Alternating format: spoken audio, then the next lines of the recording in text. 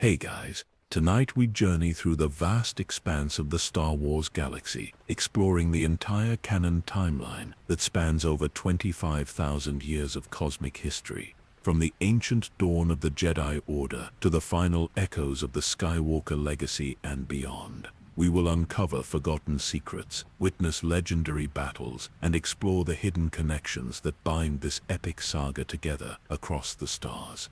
So, before you get comfortable, take a moment to like the video and subscribe, but only if you genuinely enjoy these sleep journeys through beloved universes, and let me know in the comments where you are tuning in from and what time it is for you. I always find it fascinating to see which corner of our own galaxy you are joining from. Now dim the lights, perhaps turn on a fan for that gentle background hum, settle into your blanket, and let us ease into tonight's cosmic voyage together. When most people think of Star Wars, they imagine the familiar tales of Luke Skywalker, Darth Vader, and the battle between rebellion and empire. But the true scope of this saga extends far beyond those events, stretching backward and forward in time to reveal a pattern few have ever suspected. On the ancient world of Ossus, in the deepest chamber of a long-forgotten Jedi temple, a lone archaeologist made a discovery that would forever change our understanding of the Force. A sealed vault, untouched for millennia, containing a single crystalline holocron that pulsed with an inner light that seemed to bend and distort the very fabric of reality around it. As the archaeologist reached out to touch the artifact, their consciousness was suddenly pulled across space and time. They witnessed flashes of events spread across the entire galactic timeline.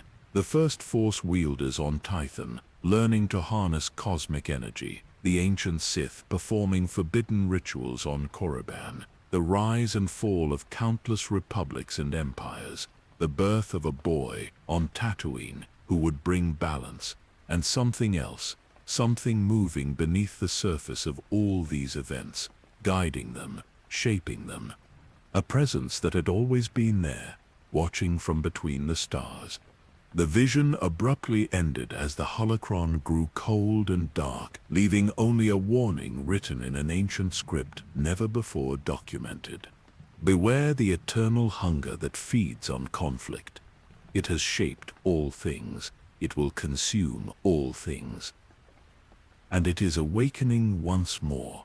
Tonight, we embark on a journey through the complete Star Wars timeline to uncover this ancient mystery. We will connect the dots across thousands of years of galactic history to reveal the hidden truth that binds every story you thought you knew into one grand cosmic design. So close your eyes, let your breathing deepen, and follow me into a galaxy far, far away, where our journey begins in the misty dawn of a time before the Republic, when the Force was still new to the beings who would one day master it. 50 years after the Battle of Exegol, the galaxy had settled into an uneasy peace. The scars of countless wars still marked the cosmos, visible in the ruined worlds, forgotten outposts, and the cautious diplomacy of systems that had seen too much bloodshed across too many generations. In the rebuilt archives of Coruscant, among towers that gleamed with renewed purpose, a lone figure moved through halls of ancient knowledge. Elan Taro, once a promising Jedi scholar before abandoning the rigid structures of the New Order, now dedicated his life to uncovering the true history of the Force, not as a weapon or tool of power, but as the fundamental thread weaving through all galactic time. Taro was a man of middle years, his face weathered by exposure to the atmospheres of 100 worlds, his eyes reflecting the light of stars long dead. His simple gray robes bore the dust of distant moons and the subtle stains of ancient ink. Around his neck hung a simple pendant containing a splinter from the great tree that once grew in the long-destroyed Jedi temple. Tonight he moved with unusual urgency through the archives. The holocron from Ossus was secured in his quarters, still pulsing occasionally with that unnerving inner light. But it was far from the only discovery that troubled his dreams. As Taro entered his private research chamber, a familiar mechanical whir greeted him.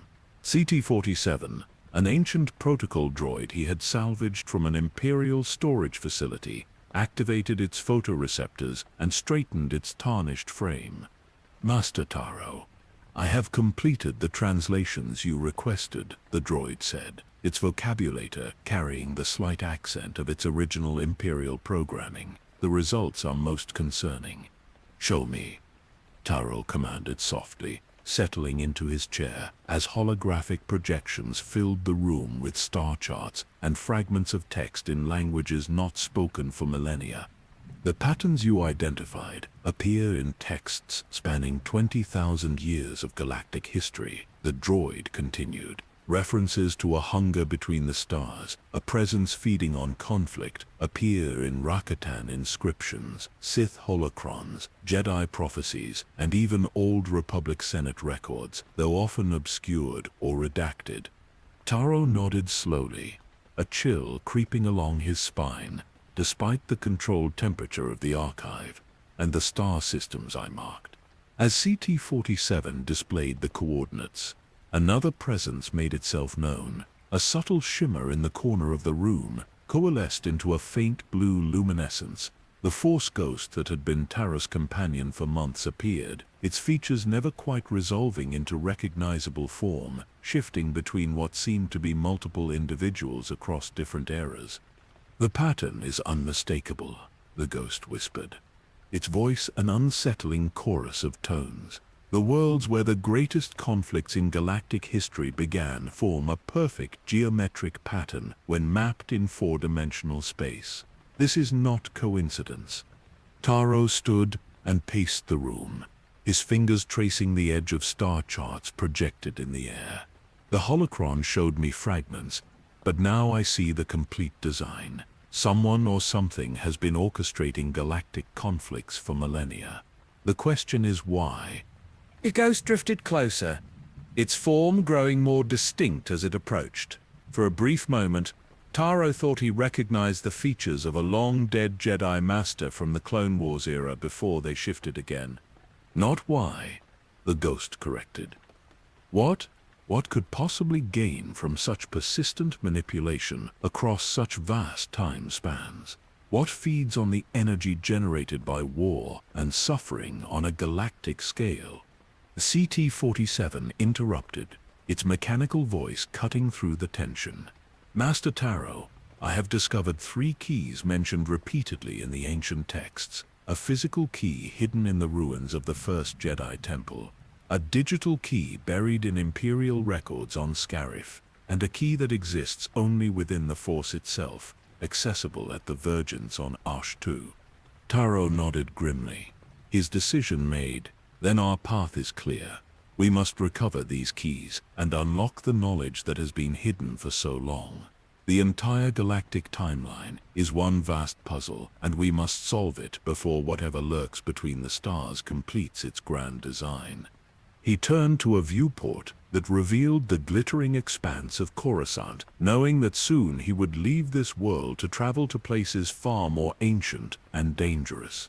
The first step in a journey that would take him across time itself. The journey to Tython was arduous. The ancient homeworld of the Jedi Order lay in the deep core, surrounded by volatile hyperspace routes that shifted unpredictably, as if the very fabric of space protected the world from casual visitors. Taro piloted his vessel, the Kronos Wayfarer, with the practiced calm of one accustomed to navigating the forgotten corners of the galaxy. CC-47 stood silently at the navigation console, occasionally adjusting calculations as the ship shuddered through hyperspace distortions. The spectral presence that accompanied them had faded to little more than a whisper of blue light near the ship's meditation chamber. Taro spent the long journey in contemplation, reviewing what little was known of the earliest days of Force users. The holocron from Ossus remained in a shielded compartment, its pulsing glow occasionally visible through the seams of its container. We are approaching Tython, CT-47 announced finally. Sensors indicate minimal technological presence. The ruins of the first Jedi Temple should be located in the northern hemisphere. As the wayfarer broke through Tython's atmosphere, Taro was struck by the raw power of the force that emanated from the world below. Here, tens of thousands of years ago, the first beings sensitive to the cosmic energy had gathered to study what they could not yet name. The ship settled in a clearing surrounded by towering ancient trees with silver bark and leaves that shimmered between green and blue. The air outside was crisp and laden with the scent of growing things and stone worn smooth by time. "This world feels alive in a way few others do," Taro murmured, as he descended the ramp, his boots meeting soil that had witnessed the birth of the Jedi Order. "The Force is strong here, primal and untamed." He made his way through forests that seemed to watch his passage, following directions provided by ancient maps and the occasional nudge from his spectral companion. Hours passed as he climbed increasingly steep terrain, until finally reaching a plateau overlooking a vast valley. There, half buried in the mountainside, stood the ruins of the Temple of the Jedi, the precursors to both Jedi and Sith. Its architecture was unlike anything still standing in the known galaxy, curves and angles working in harmony rather than opposition, stone and crystal melded by techniques long forgotten.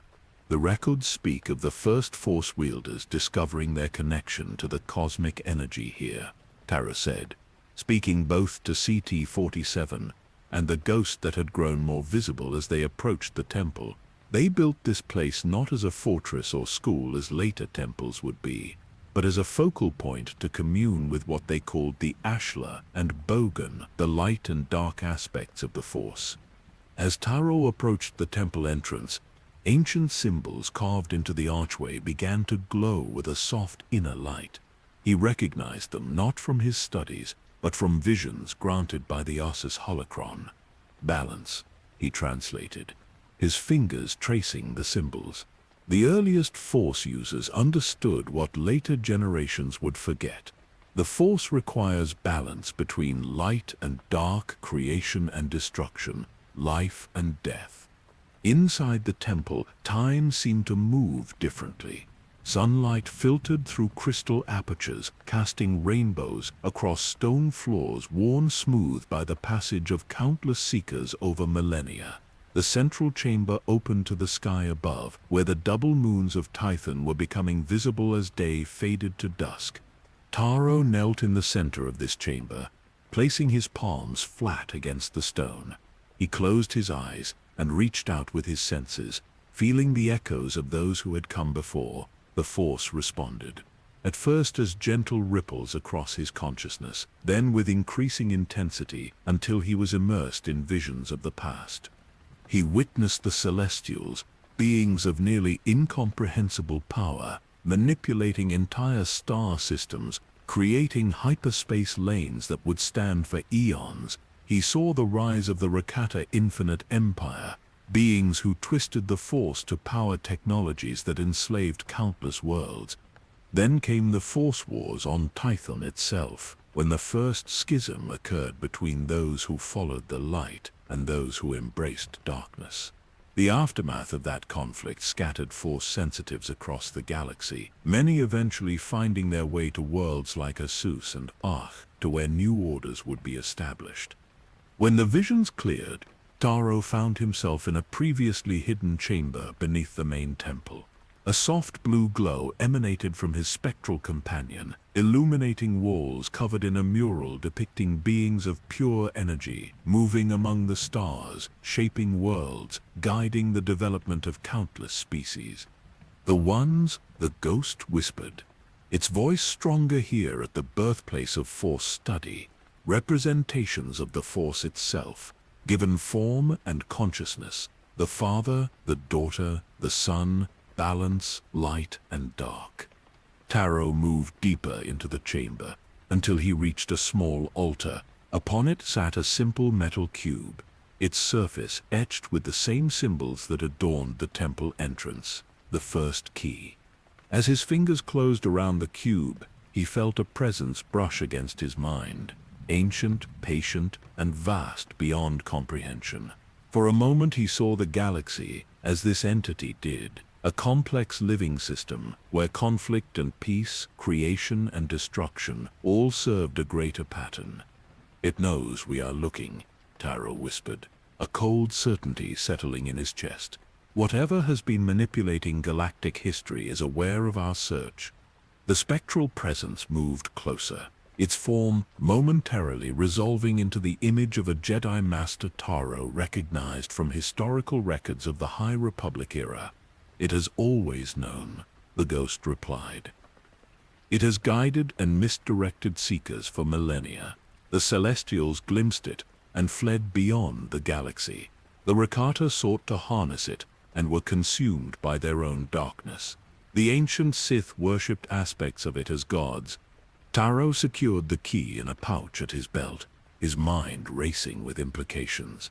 If the pattern holds true, every major conflict in galactic history has been engineered or influenced by this entity. The Sith Wars, the Clone Wars, the Galactic Civil War, the First Order conflict, all part of some greater design. As they made their way back through the temple, Taro became aware of subtle movements in the shadows. The temple itself seemed to be shifting around them, passages that had been open now blocked, new corridors appearing where solid wall had been. "We are not welcome here anymore," Taro said, quickening his pace.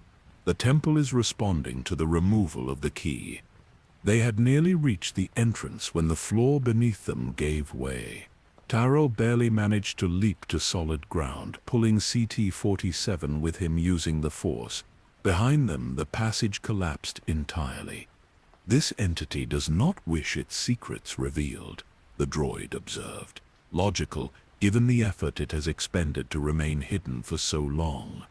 Outside, the peaceful forest had transformed. The silver trees now seemed to loom menacingly, their branches reaching toward the intruders. The twin moons cast a bloody light across the landscape, and in the distance Taro could hear the howls of predators on the hunt.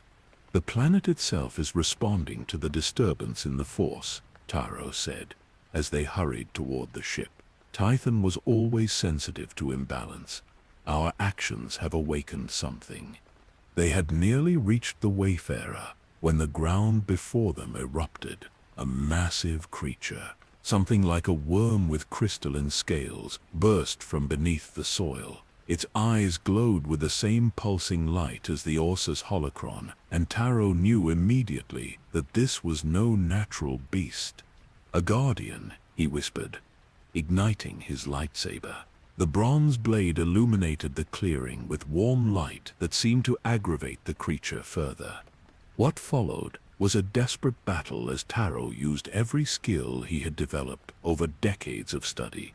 The creature moved with impossible speed for its size, its crystalline scales deflecting lightsaber strikes. Only by working in perfect coordination with CT-47, who provided distractions at crucial moments, was Taro finally able to drive his blade through a vulnerable point at the base of the creature's skull. As the Guardian collapsed, its body began to dissolve into motes of light that drifted upward to join the stars. Its final psychic scream echoed through the Force, a message Taro received with perfect clarity. The hunger awakens. The cycle accelerates. Find the truth before consumption begins. Aboard the Wayfarer, safely in hyperspace once more, Taro examined the key they had recovered. The simple metal cube had begun to glow with an inner light that matched the pulsing of the Orsus holocron. "Two keys remain," he said to his companions. "The digital key on Scarif and the Force key on Aj, too. But I believe we must first understand what the ancient texts tell us of the time before the Republic. The context may be crucial." The ghost, now fully visible as a Jedi from the High Republic era, nodded in agreement. "The patterns became clear to me only after death, when I could see beyond the limits of time. The entity has been patient, moving pieces across the board of galactic history for purposes even I cannot fully comprehend." Taro set coordinates for their next destination, a small planetoid on the edge of wild space, rumored to contain intact records from the early Republic era. As stars stretched into lines outside the viewport, he contemplated the enormity of what they had discovered. "The key we recovered is more than a physical object," he said finally.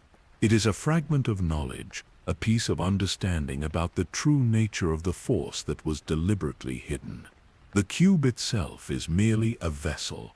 CT-47 tilted its mechanical head. Query: if this knowledge was hidden intentionally, perhaps by the earliest Jedi, should we be attempting to recover it?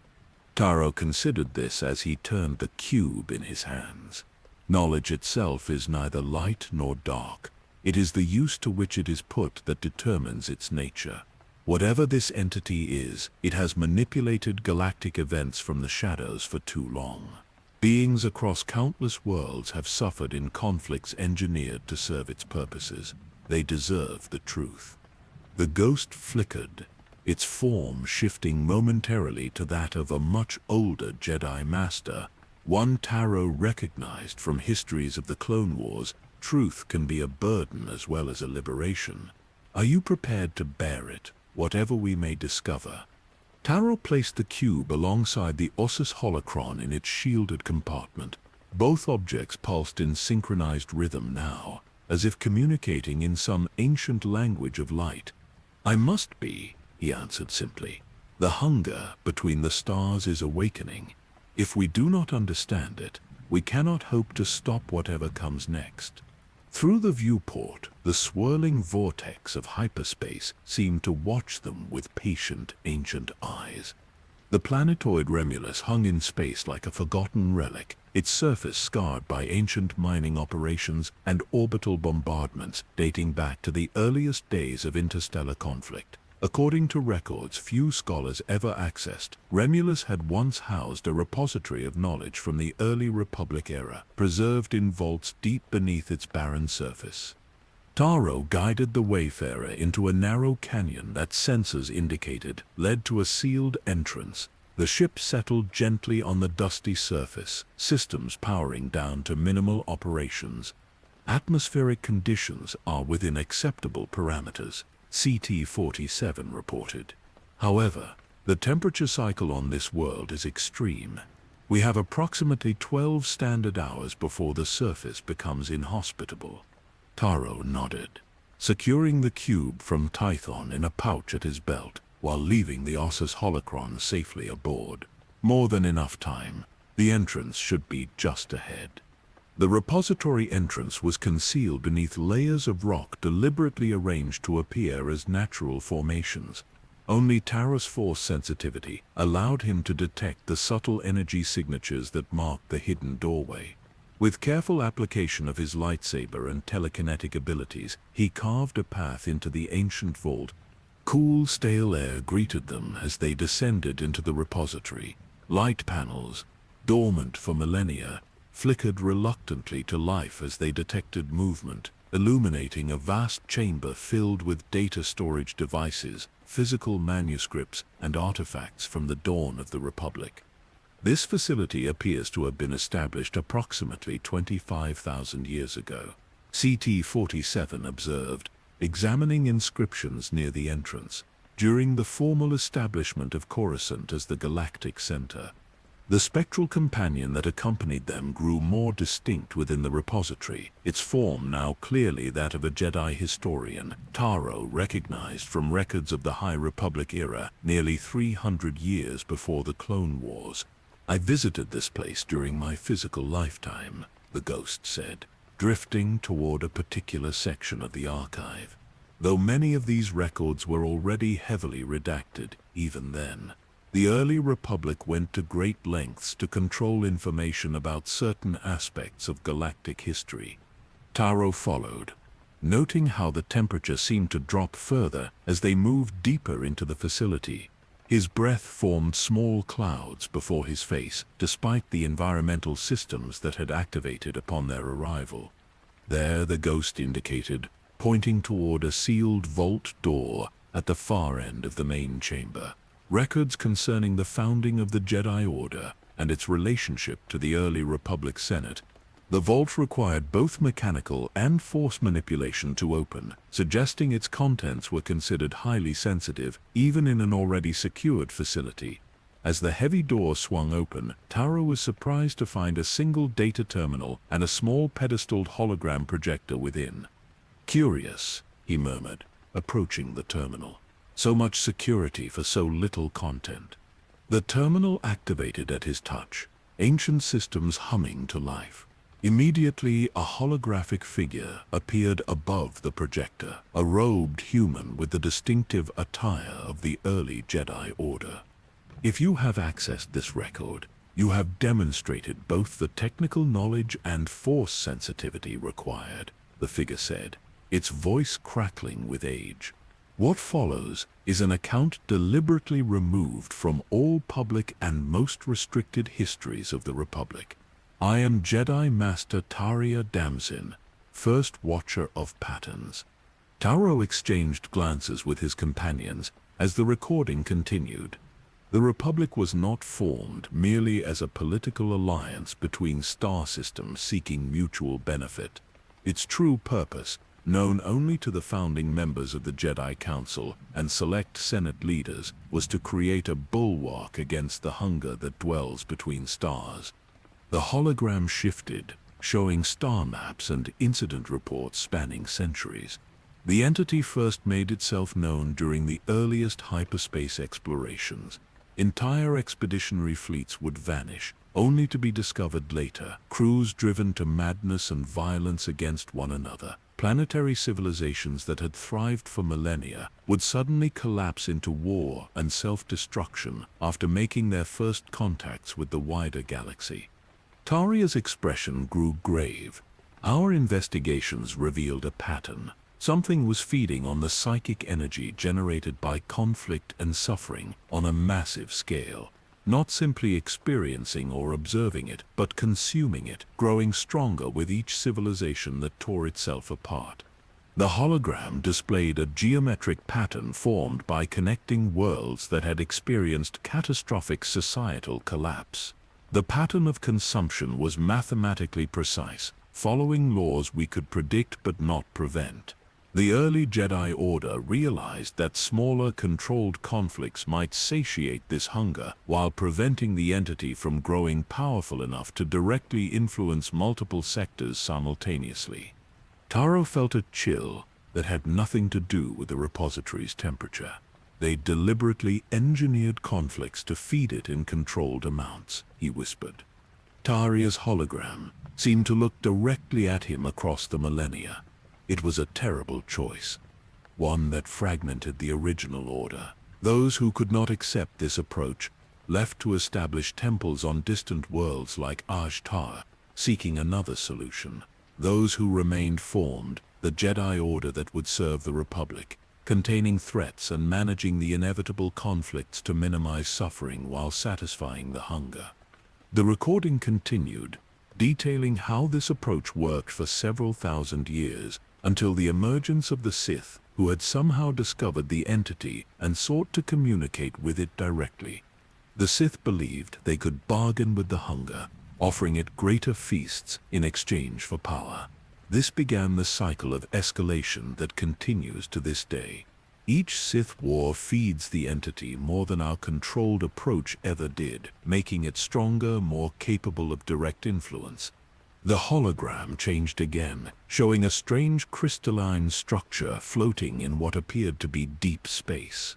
"We believe this is the physical manifestation of the entity, though its true nature exists primarily beyond our dimensional understanding. Ancient texts refer to it as Bogan Vortal, the Dark Hunger." As the recording ended, Taria's expression became one of deep sorrow. "If you are viewing this, our managed approach has likely failed. The pattern would have grown too obvious, the hunger too great to be satiated by limited conflict. I leave this record in hope that future generations might find a solution we could not. The fate of not just our galaxy but countless others may depend on it." The hologram flickered and died, leaving Taro and his companions in stunned silence. After several moments, Taro accessed the terminal directly, searching for additional information. Most of the specific data is corrupted, he said finally.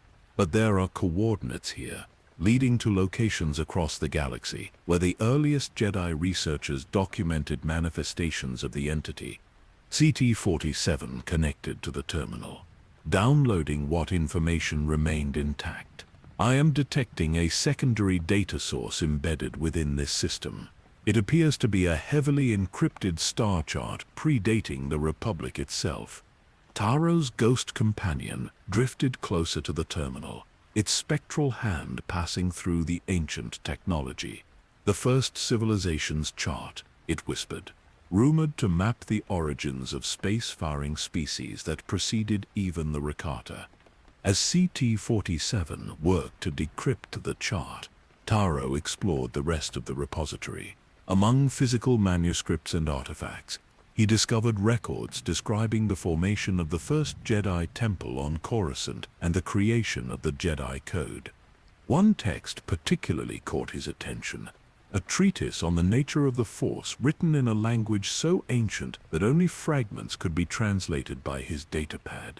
The document contained references to beings called the Nameless Ones, who existed before both Jedi and Sith, wielders of power who understood the Force as neither light nor dark, but as a single unified energy. Master Taro, CT-47, called from the vault.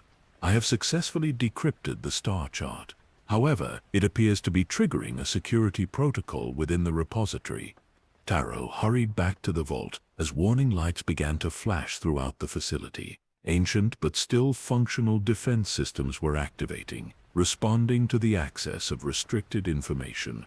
We need to leave, he said, quickly gathering what physical records he could carry. CT-47. Download everything possible. The repository's automated security measures were formidable despite their age. Guardian droids, designed with technology that had been lost for millennia, emerged from concealed chambers. Unlike the conventional battle droids of later eras, these Guardians moved with fluid grace and demonstrated rudimentary force sensitivity, able to anticipate and counter many of Taro's techniques. These are proto-force users, Taro realized as he deflected energy bolts from the advancing Guardians. Droids built with kyber crystals at their core, an approach abandoned because of their unpredictability. The spectral Jedi pointed toward a secondary exit. This way there is a maintenance tunnel that should bypass the main security grid. They fought their way through increasingly determined resistance.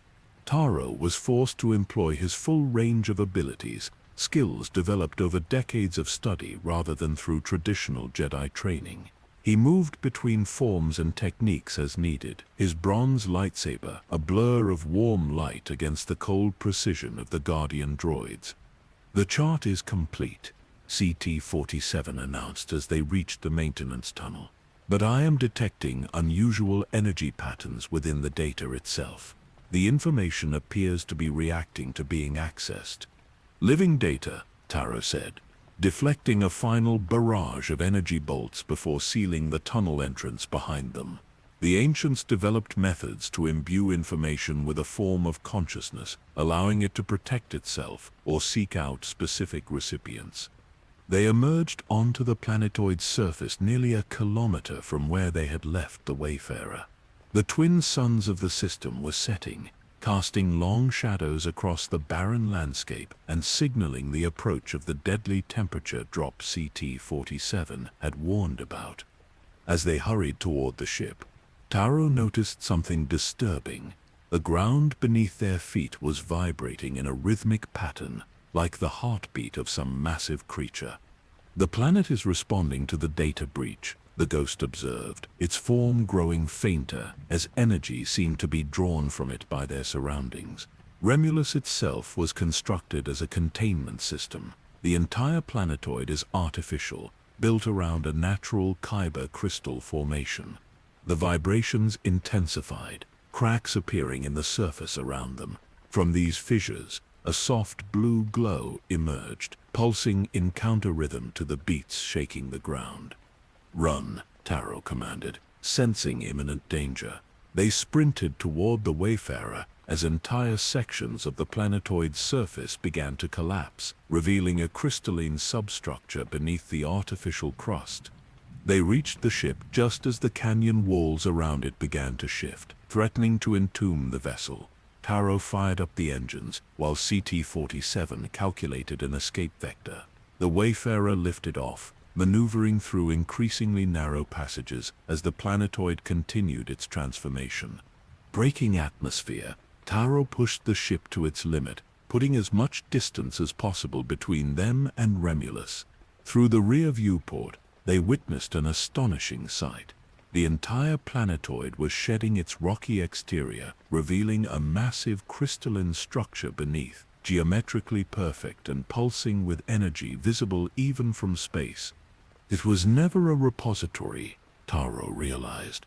It was a prison, containing something the early Republic and Jedi Order feared.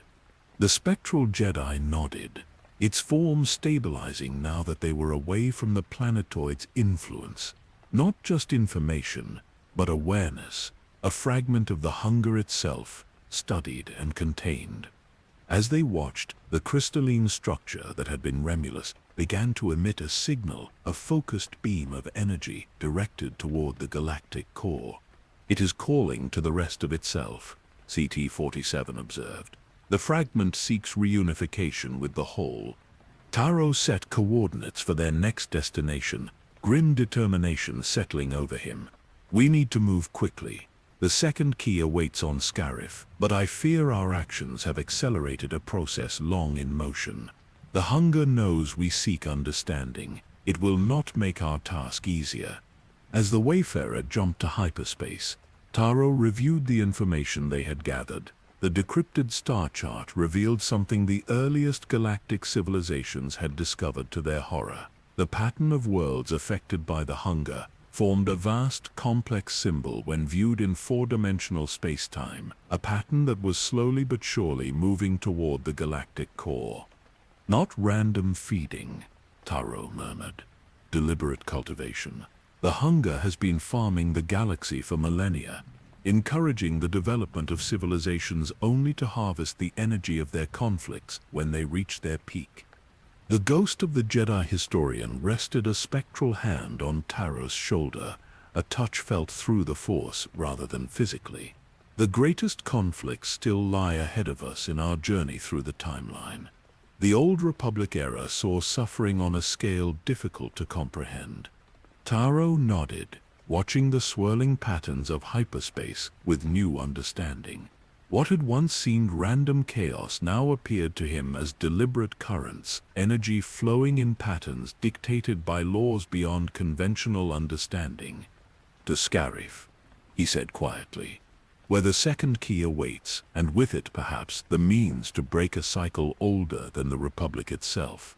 The journey to Scarif required patience. The tropical world, once an imperial stronghold housing their most sensitive archives, had been devastated during the Galactic Civil War. For decades it had remained quarantined, the ecosystem slowly healing while automated imperial security systems continued to guard ruins that held little apparent value.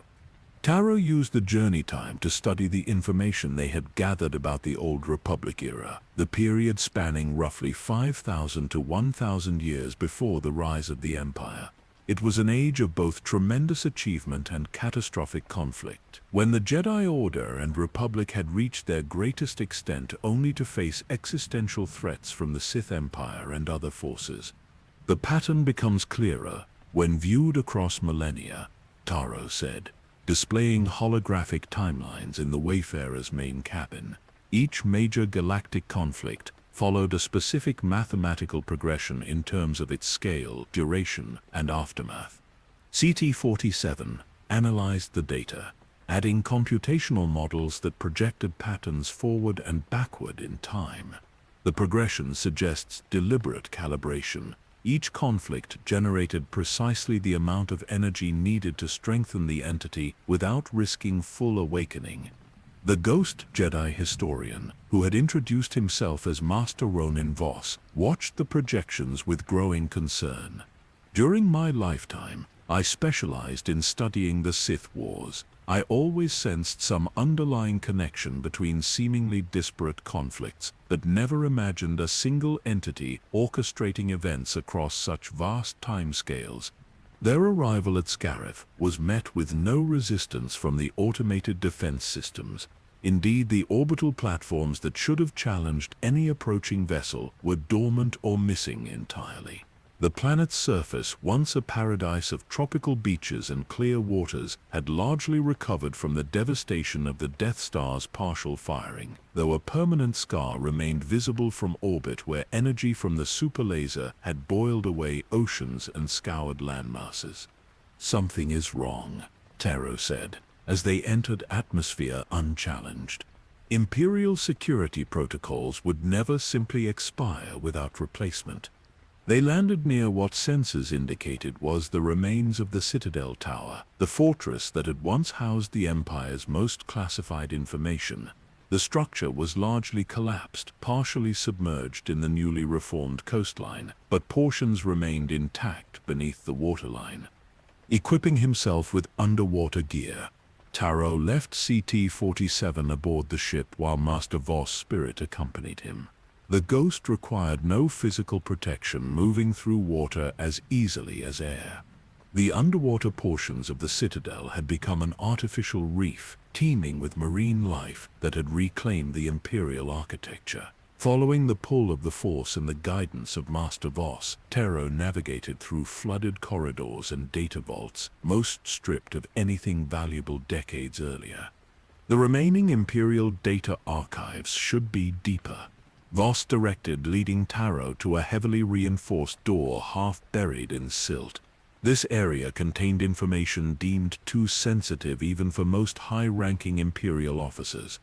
Using his lightsaber underwater, a technique requiring precise control to maintain the plasma blade's integrity, Taro cut through the sealed door. Beyond lay a chamber still preserved from the elements, an air pocket maintained by ancient emergency systems. Taro surfaced in the chamber, removing his breathing apparatus as he examined his surroundings. The room contained a single terminal connected to a massive data storage array. Unlike standard Imperial technology, this system appeared significantly older, adapted and maintained rather than replaced over time.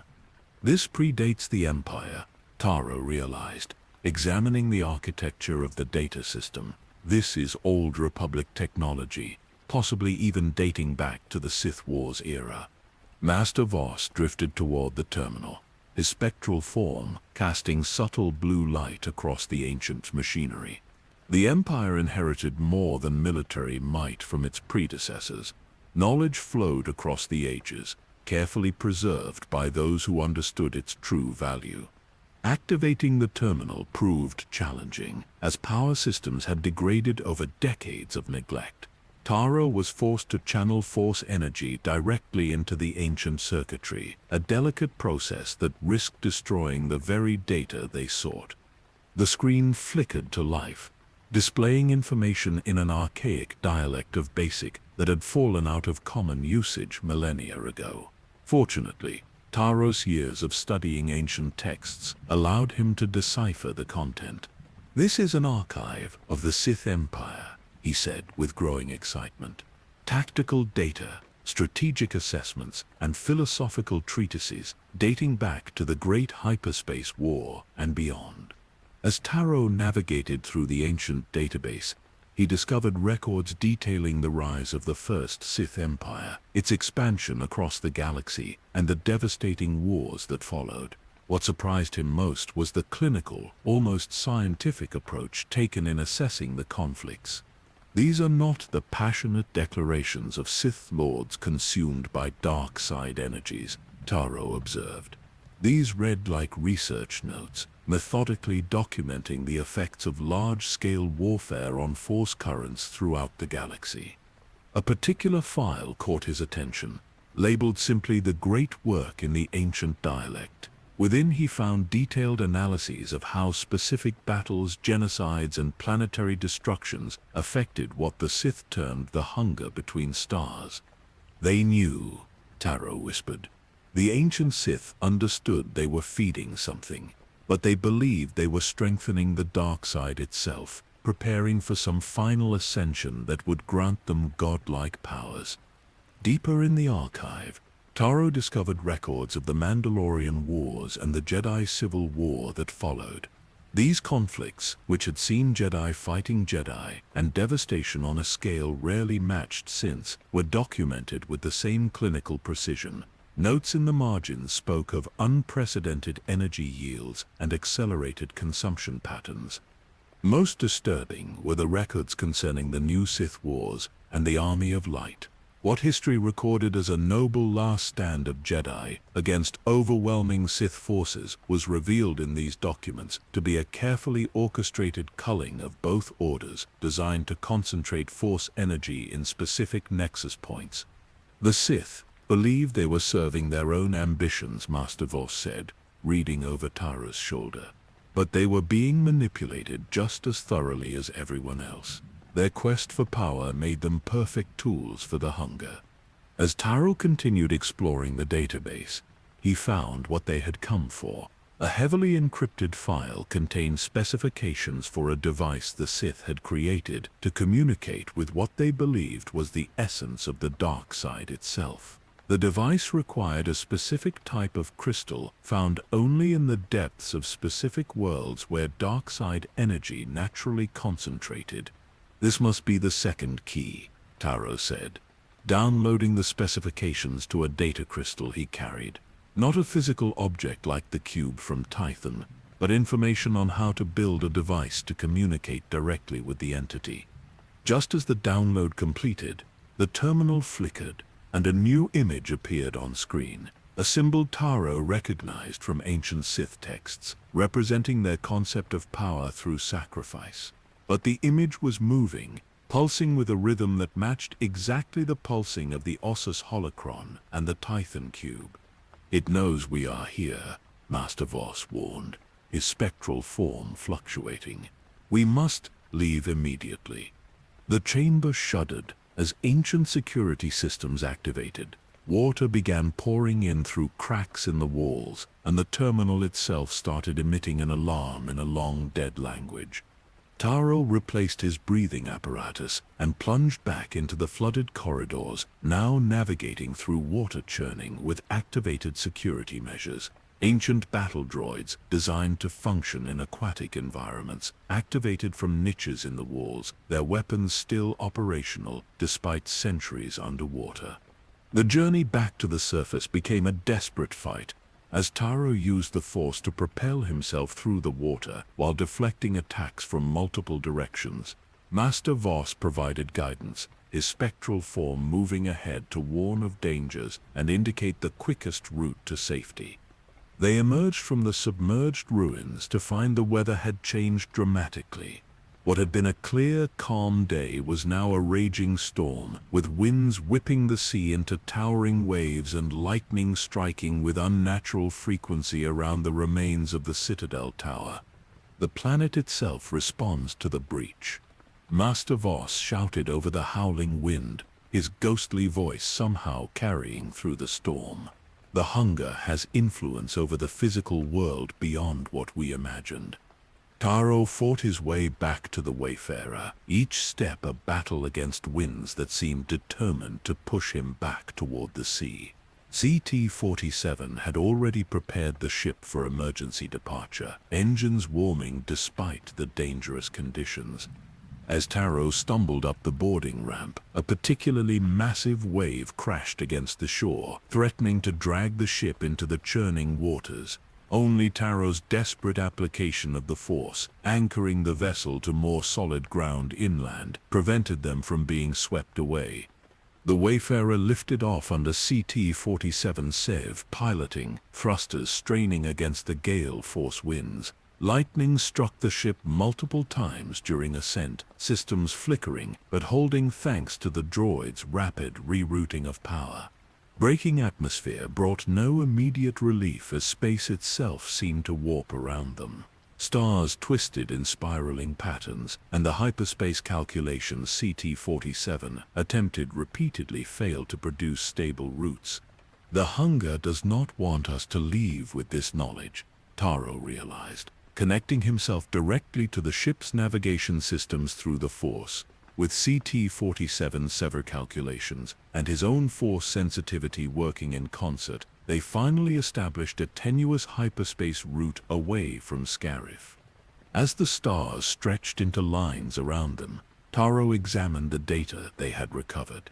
The specifications for the Sith communication device were complex, requiring materials and expertise that would be challenging to acquire. But more intriguing were the historical records that contextualized its creation. The Sith believed they were communing with the source of dark side power. Taro explained to his companions once their escape was complete. They thought they were gaining wisdom and strength from an entity that embodied their ideals of passion and conflict, when in fact they were being fed just enough knowledge to continue serving as unwitting tools. Master Voss added, his form having stabilized now that they were safely in hyperspace. Taro projected a holographic model of the device described in the Sith archives. They built this, believing it would grant them control over the dark side itself. Instead, it gave the hunger a direct conduit to influence their decisions and push conflicts in the direction it desired. CT-47, running diagnostics on ship systems damaged during their escape, paused to analyze the projection. The design incorporates elements similar to both Rakatan technology and later Sith artifacts. There appears to be a consistent engineering philosophy spanning millennia of dark side force users, because they were all working from blueprints planted in their minds by the same entity, Taro concluded. The hunger has been guiding technological development along specific paths, ensuring each generation of force users creates tools that ultimately serve its purposes.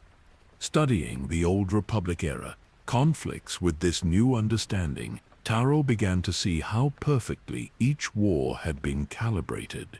The Great Hyperspace War had weakened the early Republic just enough to create political instabilities that would fester for centuries.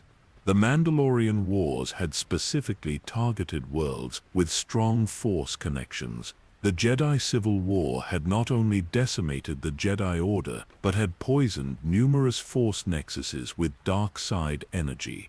I believe we now understand the nature of the cycles, Taro said, displaying a timeline spanning thousands of years. The hunger engineers conflicts that generate the energy it feeds upon, but it must allow periods of relative peace and rebuilding between these harvests. A galaxy in perpetual war would eventually burn itself out completely. Master Voss nodded grimly. It cultivates civilizations like crops, allowing them to grow to their peak before harvesting the energy of their destruction. And with each cycle, it grows stronger, capable of engineering larger and more devastating conflicts.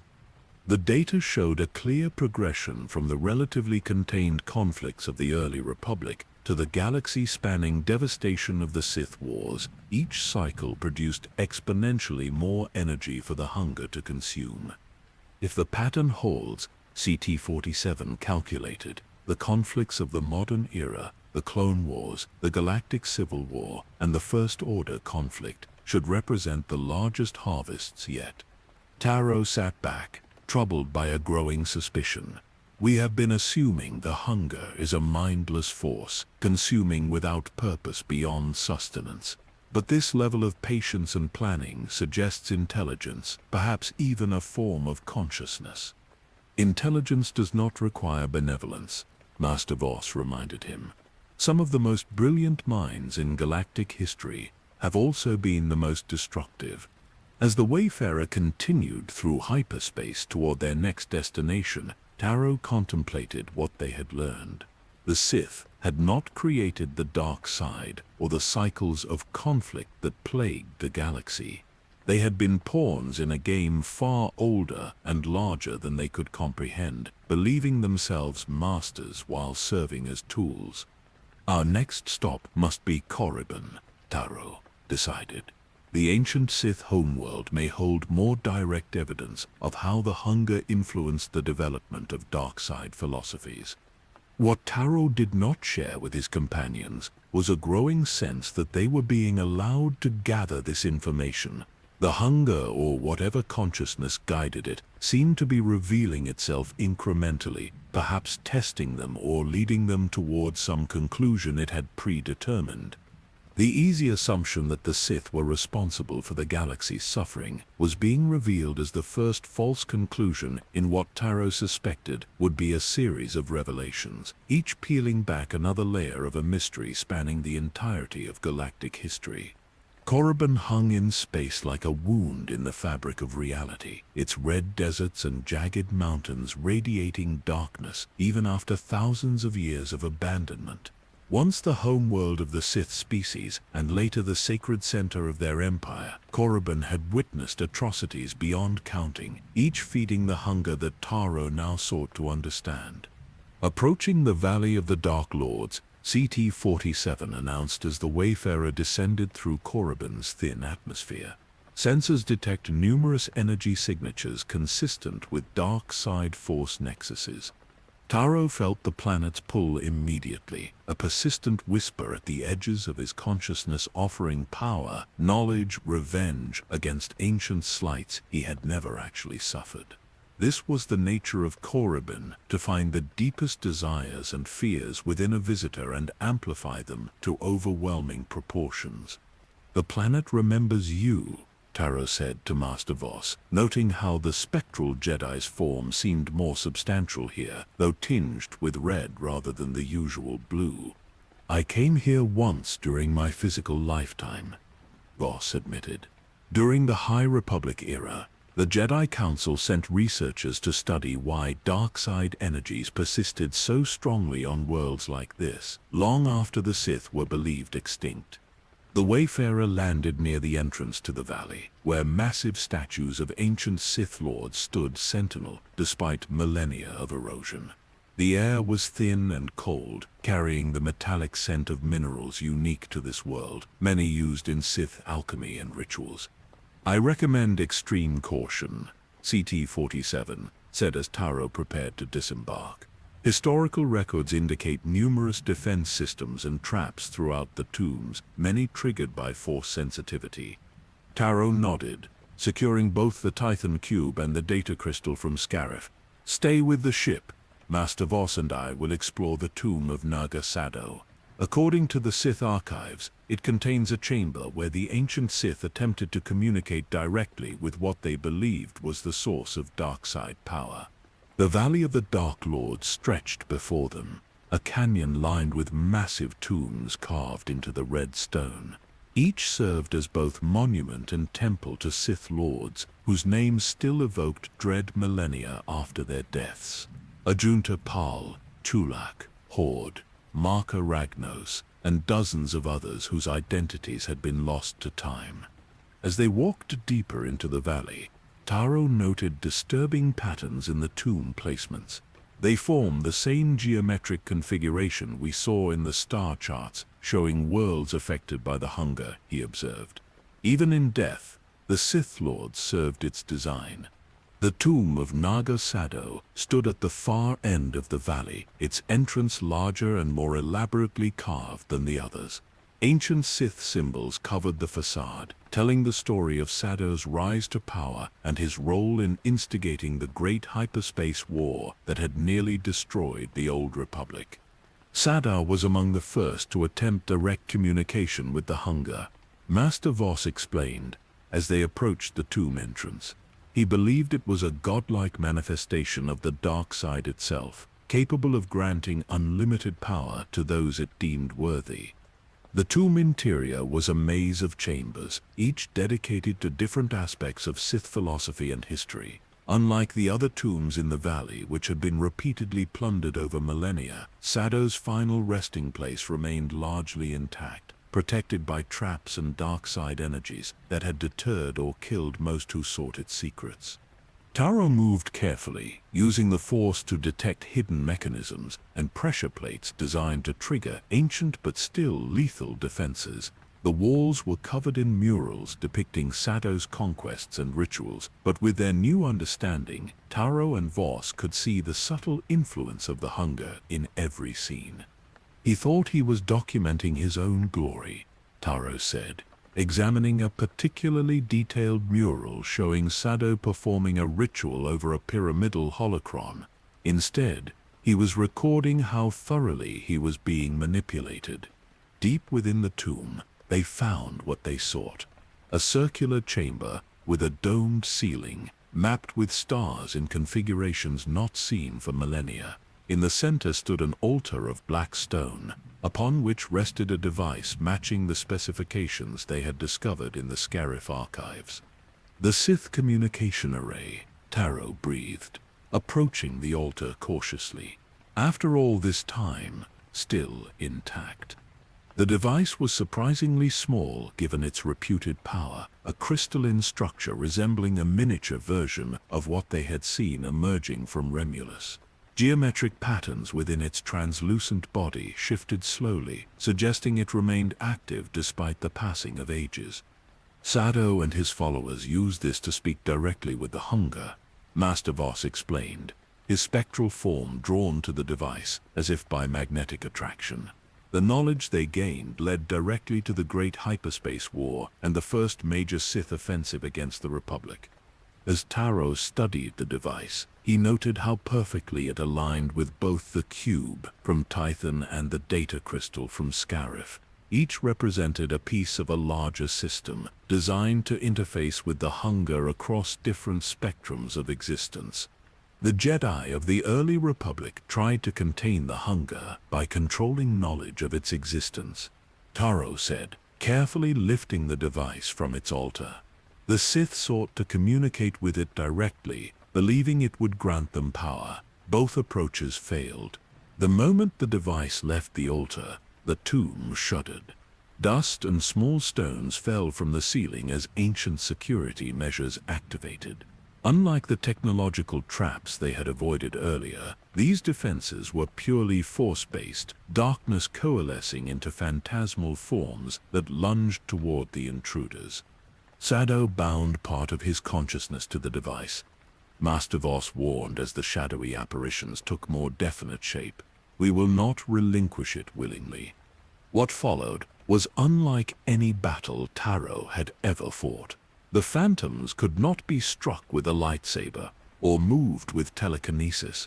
They attacked on a purely mental level, bombarding Taro with visions of his worst fears and failures, attempting to drive him to despair or rage. Master Voss proved invaluable, his spectral form interposing between Taro and the worst of the mental assaults. "Focus on the present moment," the Ghost Jedi instructed. "These are echoes of ancient darkness, powerful but ultimately insubstantial against a centered mind." Taro found his center in the midst of the mental maelstrom, neither fighting the visions nor surrendering to them, but acknowledging them as constructs designed to manipulate his emotions. Gradually, the phantoms lost power, fading back into the darkness from which they had emerged. As the final apparition dissipated, a new presence made itself known. A figure coalesced from the shadows, taking the form of a tall Sith Lord in ancient armor, his face hidden behind a mask of red and black design. "You seek knowledge of the Bogan Vortal," the apparition said, its voice echoing as if from a great distance. "As did I, in life." "Naga Sado," Taro acknowledged, maintaining his mental shields against this new potential attack, or what remains of his consciousness. The Sith Lord's spectral form glided around the chamber, examining both Taro and Master Voss with evident curiosity. A Jedi ghost and a Force user who follows neither Jedi nor Sith teachings. How appropriate that you should be the ones to discover what I learned too late. "And what was that?" Taro asked cautiously. "That the hunger cannot be controlled or appeased," Sado replied, gesturing to the device Taro held. "It uses those who believe they are using it. The power it granted me and my followers came at a price we did not understand until it was too late." The apparition waved a hand and the chamber around them transformed through illusion or memory. Taro found himself witnessing scenes from thousands of years ago, when Sado had led the Sith Empire against the Republic in the Great Hyperspace War. We believed the hunger was guiding us to glorious conquest, Sado's voice explained as images of devastating battles played out around them. In truth, it was orchestrating our destruction as thoroughly as that of our enemies. The conflict itself was its only goal, not the victory of either side. The scenes shifted to show the aftermath of the war, the defeated Sith in retreat, many turning on each other in their desperation. When the Republic finally drove us back to Korriban, I used the device one last time, seeking guidance from what I still believed was the essence of the dark side itself. The illusion now showed Sado in this very chamber, kneeling before the communication array as it pulsed with malevolent energy.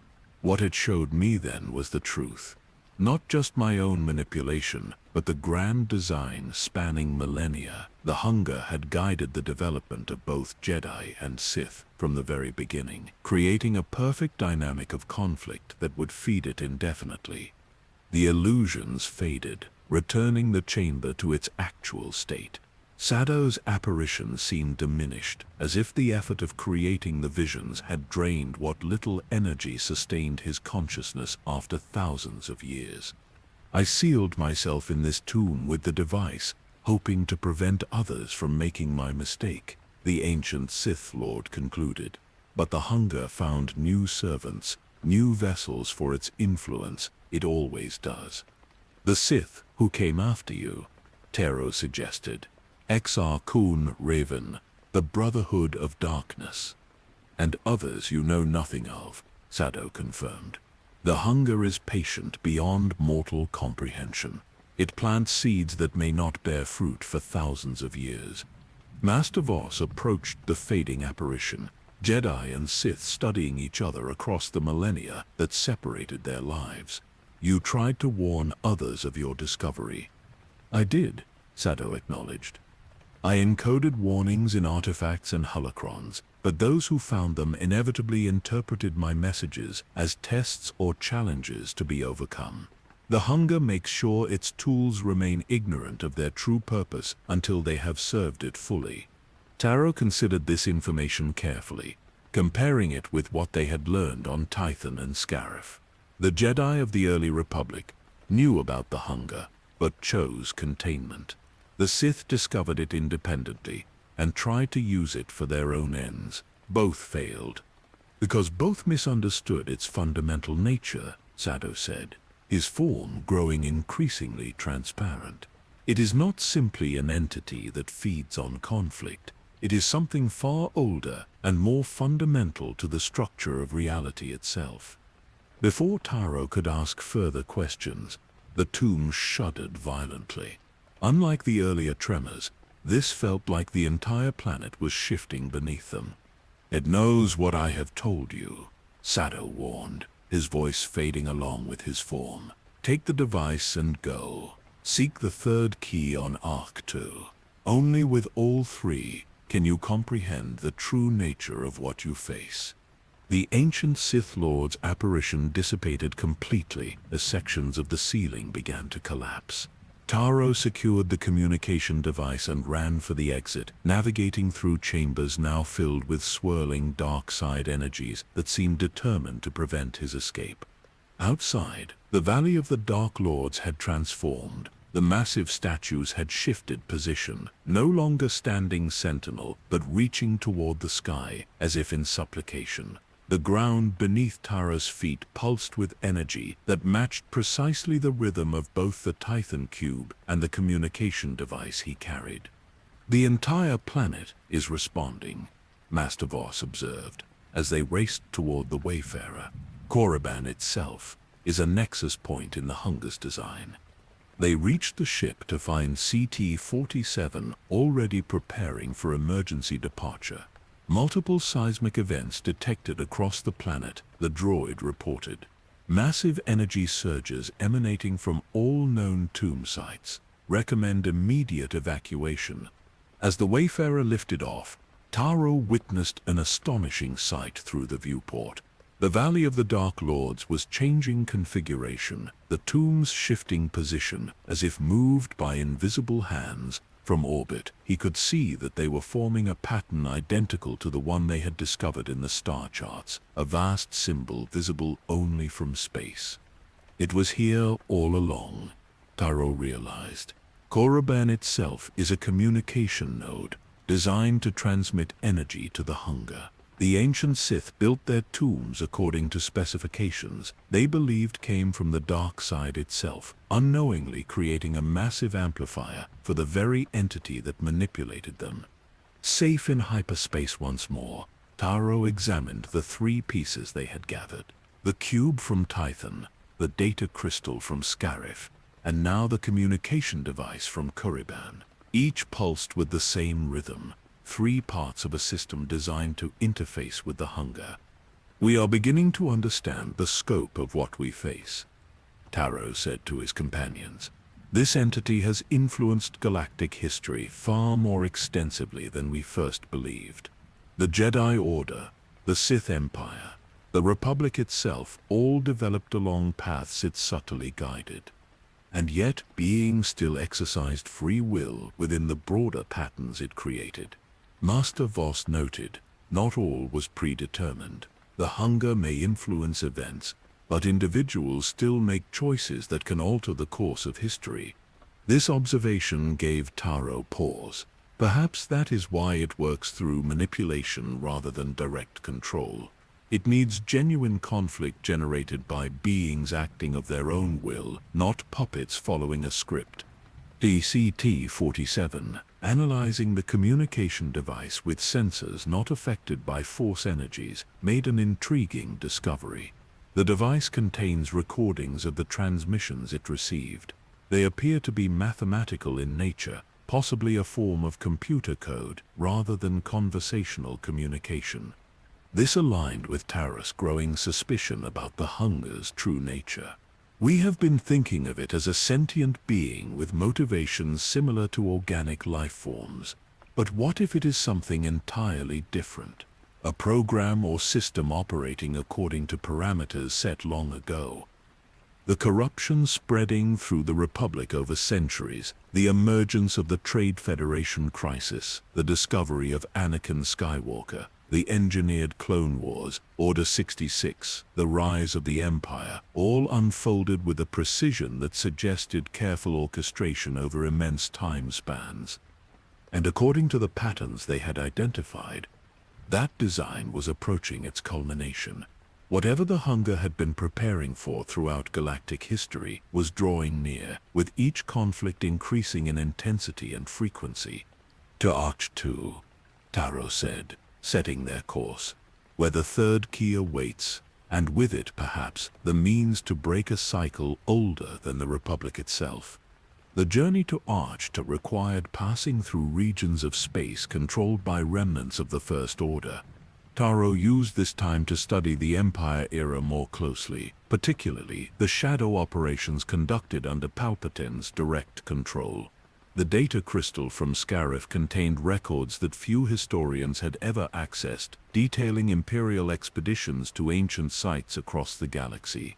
"Palpatine knew about the hunger," Taro explained to his companions as he displayed holographic maps showing expedition routes, not just vaguely, as the Sith Lords before him did, but with remarkable specificity.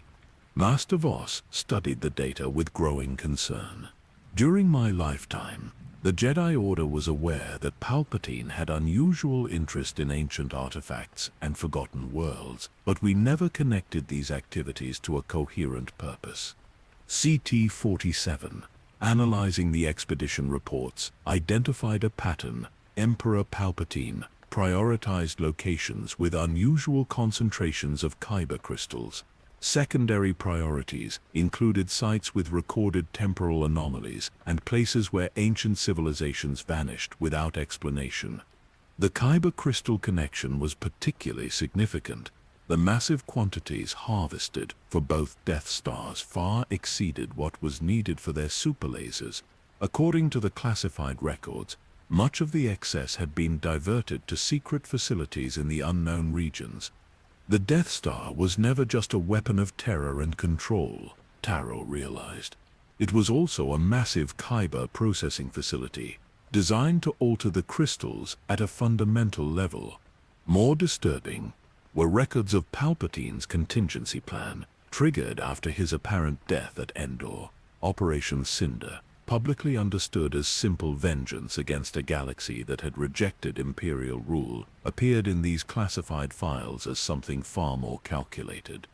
The targeted worlds form another pattern, Taro said, overlaying a map of Operation Cinder targets with the geometric symbol they had seen repeated throughout their investigation.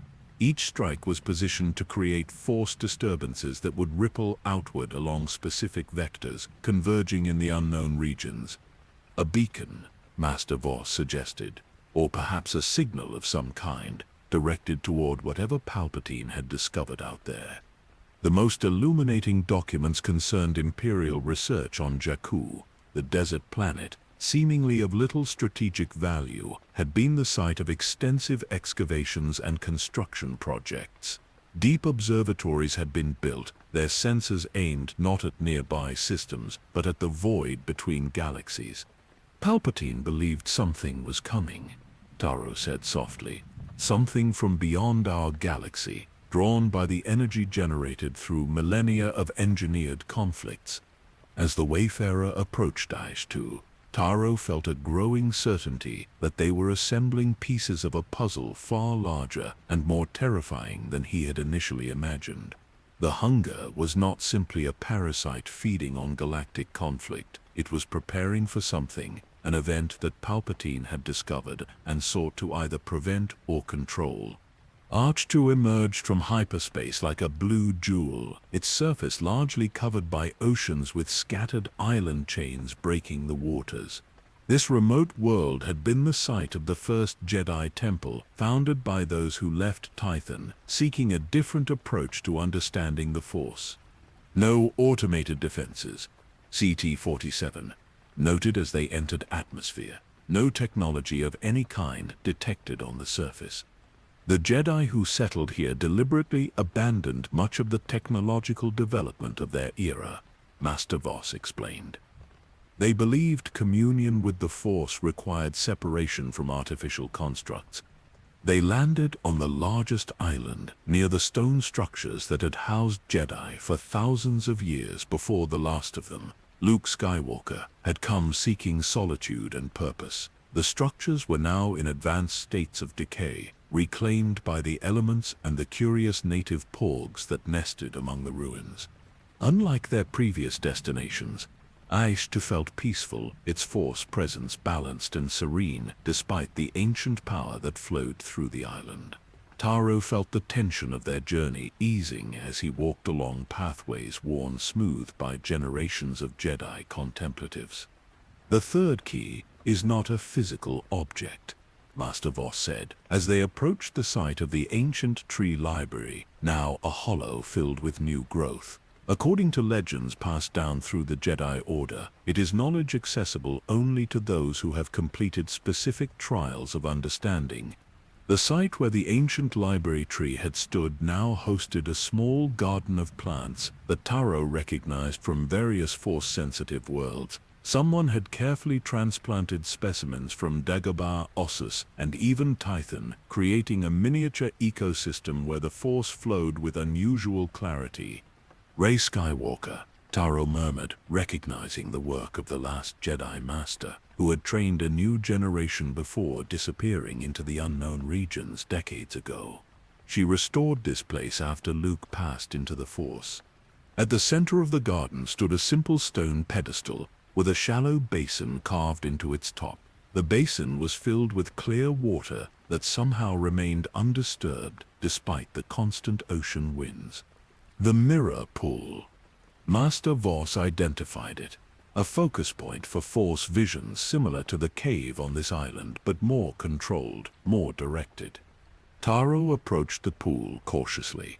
He had experienced Force visions before, but always spontaneously, never deliberately sought. The water in the basin reflected the sky above, clouds moving across its surface in perfect miniature. "What must I do?" he asked, looking to the ghost of Master Voss. "Place the items we have gathered at the edge of the pool," the spectral Jedi instructed. "The cube from Tython, the data crystal from Scarif, and the communication device from Korriban. Then submerge your hands in the water and open yourself to the Force completely." Taro did as instructed, arranging the 3 artifacts around the basin. As soon as they were in position, each began to pulse with light in perfect synchronization, their rhythm matching the subtle ripples that appeared in the water without any wind to cause them. Taking a deep breath, Taro plunged his hands into the pool. The water felt neither cold nor warm, but seemed to tingle with energy that traveled up his arms and throughout his body. He closed his eyes, opening himself to whatever the Force might reveal. The vision began subtly, a gradual transformation of his perception rather than an abrupt shift. Taro found himself drifting in space, but not the space he knew. This void was darker, more absolute, with distant lights that were neither stars nor galaxies, but something more fundamental. A voice spoke, not in words but in pure concepts that formed understanding directly in his mind. "Observer," the voice acknowledged, "you have followed the path of inquiry to its junction point." "Who are you?" Taro asked, though he had no physical form in this place to speak with. "We are the architects. We are the purpose toward which all patterns tend." Images flooded Taro's consciousness, showing him civilizations beyond counting, some recognizable as species from his galaxy, others utterly alien. Each followed similar trajectories of development, conflict, and eventual transformation into something beyond physical form. "The hunger," Taro said, understanding forming. "You created it." "Not created, directed. The hunger exists as fundamental principle within reality. We have merely guided its function toward purpose." Taro witnessed the birth of his galaxy, forces coalescing, elements forming, life emerging on countless worlds. Throughout this grand process, patterns repeated at every scale, from subatomic to galactic, and within these patterns, subtle guidance from whatever these architects were. Why engineer conflict? Why cause so much suffering? Evolution requires pressure. Consciousness requires contrast. The hunger creates conditions necessary for transcendence. The vision shifted to show Palpatine in his observatory on Exegol, communing with entities that existed at the edge of comprehensible reality. The Emperor had glimpsed the architect's plan and sought to position himself as its beneficiary, misunderstanding its fundamental nature. Palpatine perceived fragment of design, attempted to divert flow, inevitable failure. Now Taro saw Imperial expeditions to the unknown regions, ships vanishing into areas where reality itself grew thin. Palpatine had discovered pathways to realms beyond conventional space, places where the architect's influence was more direct. Most shocking was the revelation about the Death Star's true purpose. While functioning as weapons of terror, their primary design function was to process kyber crystals in specific ways, altering their resonance to create a beacon visible across dimensional boundaries. Palpatine was signaling to you, Taro realized, trying to bargain. Palpatine offered acceleration of timeline, attempted negotiation, flawed understanding of process. The Emperor had discovered that the architect's plan involved the eventual transcendence of all life in the galaxy to a higher state of consciousness. But where they intended this as a natural culmination of evolution over eons, Palpatine sought to force the process prematurely, positioning himself as the conduit through which this transformation would occur. And the cloning facilities, the contingency plans, attempt to achieve physical immortality. Fundamental misconception. Transcendence requires dissolution of individual consciousness into collective understanding. Taro saw how thoroughly Palpatine had misunderstood the nature of what he had discovered. The Emperor believed he could achieve godhood by harnessing the energies the architects had been cultivating, becoming the sole beneficiary of galactic transcendence rather than one participant in a universal elevation. Most disturbing was the revelation about Vader's castle on Mustafar. Built over an ancient Sith shrine, the fortress had been designed as an amplifier, focusing dark side energies to power Palpatine's experiments in breaching the barriers between dimensions. "He was trying to force his way into your realm," Taro said, comprehension dawning. "Correct premature access, inevitably destructive to both Seeker and Gateway." The vision expanded further, showing the broader context of Imperial activities across the galaxy. What historians recorded as brutal subjugation and resource exploitation had additional dimensions invisible to most observers. Certain worlds had been targeted specifically for their force resonance properties. Others had been deliberately preserved, their development guided along paths that would maximize their contribution to the grand design. And Alderaan? The destruction of an entire planet and billions of lives. Unfortunate acceleration. Palpatine and Tarkin exceeded parameters. Disruption of optimal timeline. Corrections were implemented.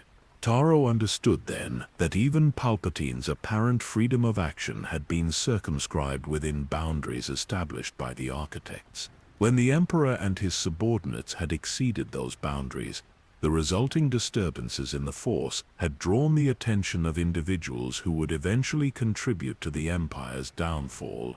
"Luke Skywalker," Taro whispered, his connection to the Force suddenly strengthening after Alderaan's destruction.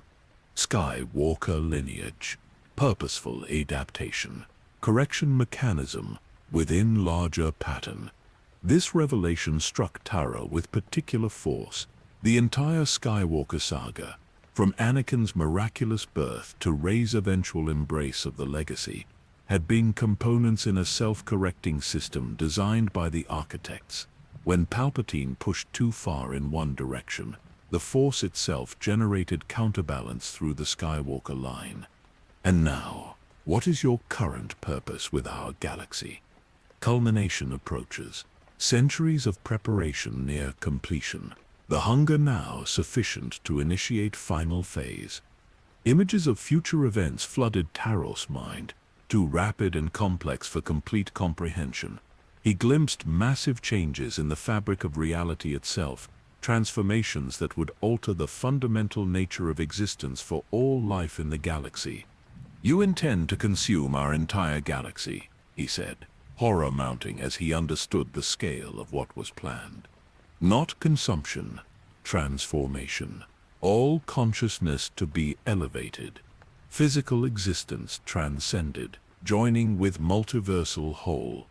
Taro saw countless other galaxies that had already undergone this process. Their physical form dissipated as the consciousness of every being within them ascended to a higher dimensional state. From the perspective of those still bound to physical existence, it would appear as destruction, as hunger consuming everything.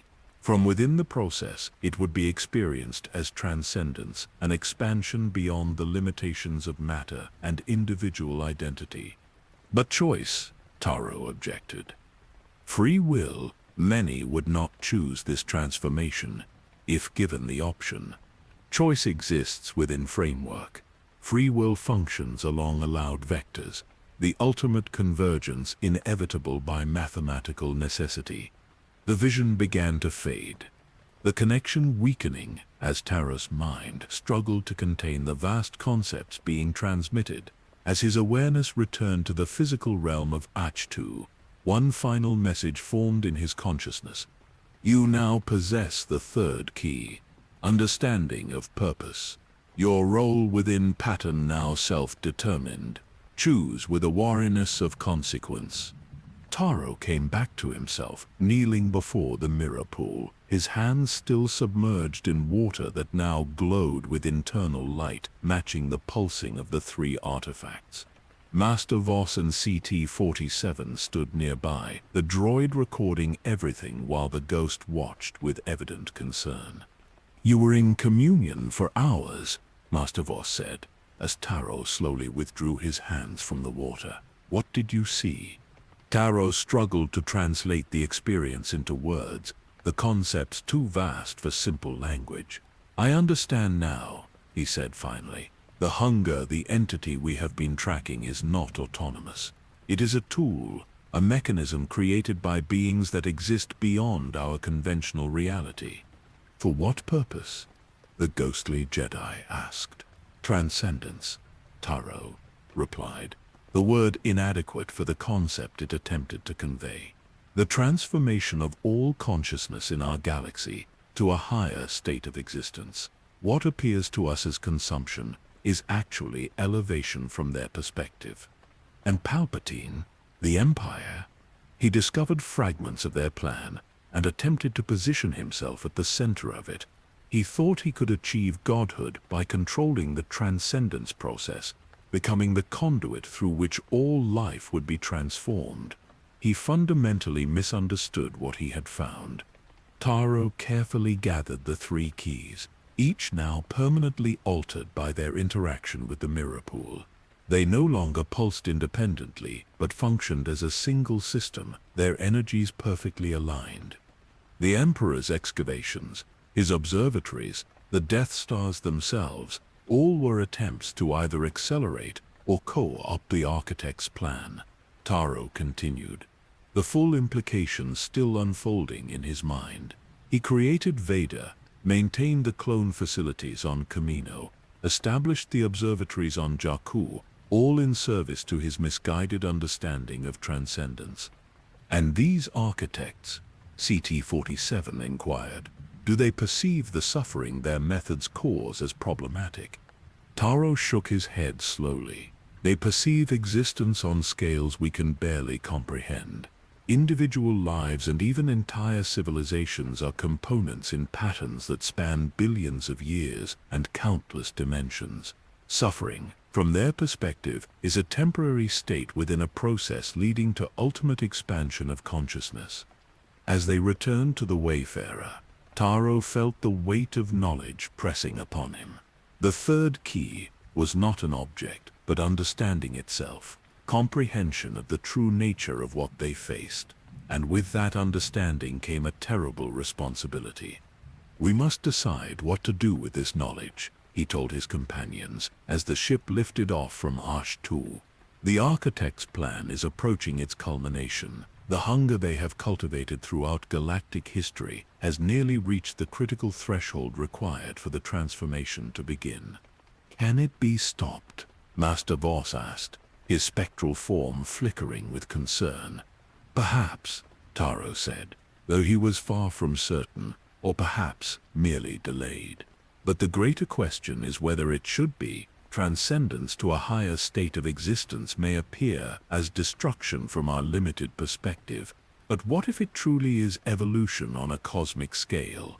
The question hung in the air as the Wayfarer entered hyperspace, heading toward their next destination. What Taro had not shared with his companions was the disturbing certainty that their entire journey, every discovery they had made, was itself part of the pattern designed by the architects.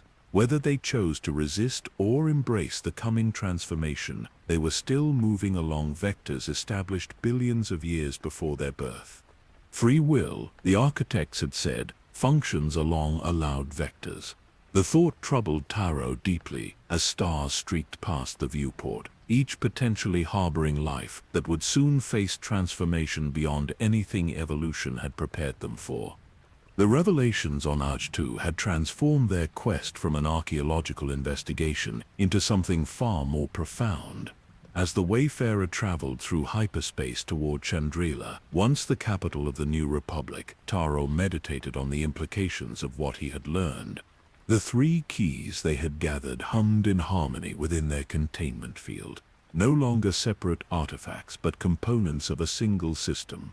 The cube from Tython provided physical coordinates in real space. The Sith communication device from Korriban offered connection across dimensional boundaries. The knowledge gained on Ashtabor supplied context and purpose to the others. Together they formed a key to understanding the grand design that had shaped galactic history. "We must be cautious with this knowledge," Master Voss advised, his spectral form drifting beside Taro in the ship's meditation chamber. Throughout history, those who glimpsed even fragments of the architect's plan invariably misinterpreted it according to their own desires and limitations. Taro nodded, his eyes still closed in contemplation. Palpatine saw godhood and immortality.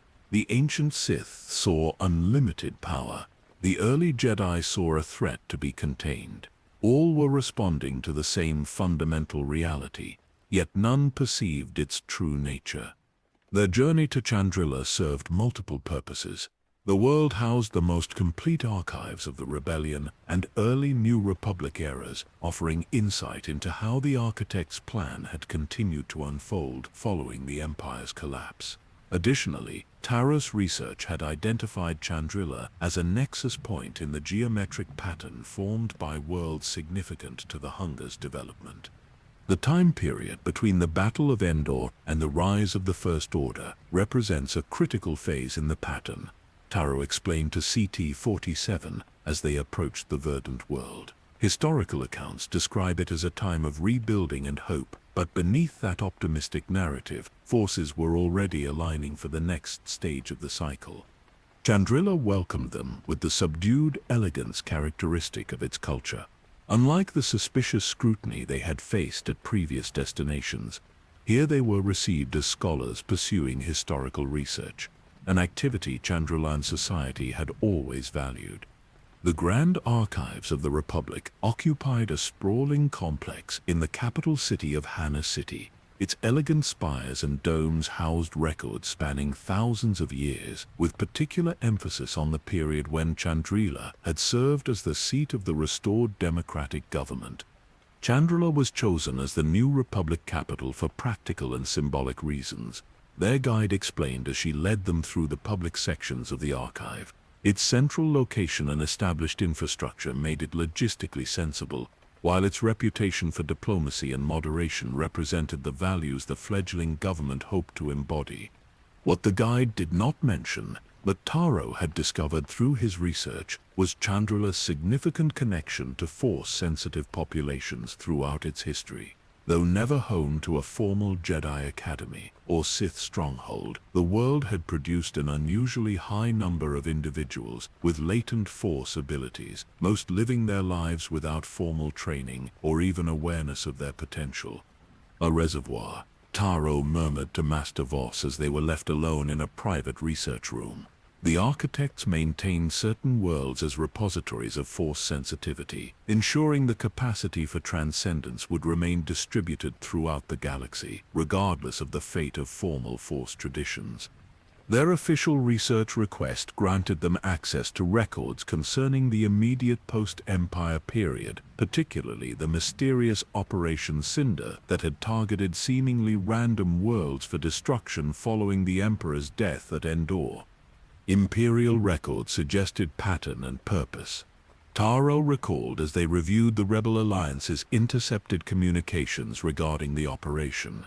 But from the Alliance's perspective, the attacks appeared to be simple vengeance, the lashing out of a defeated regime.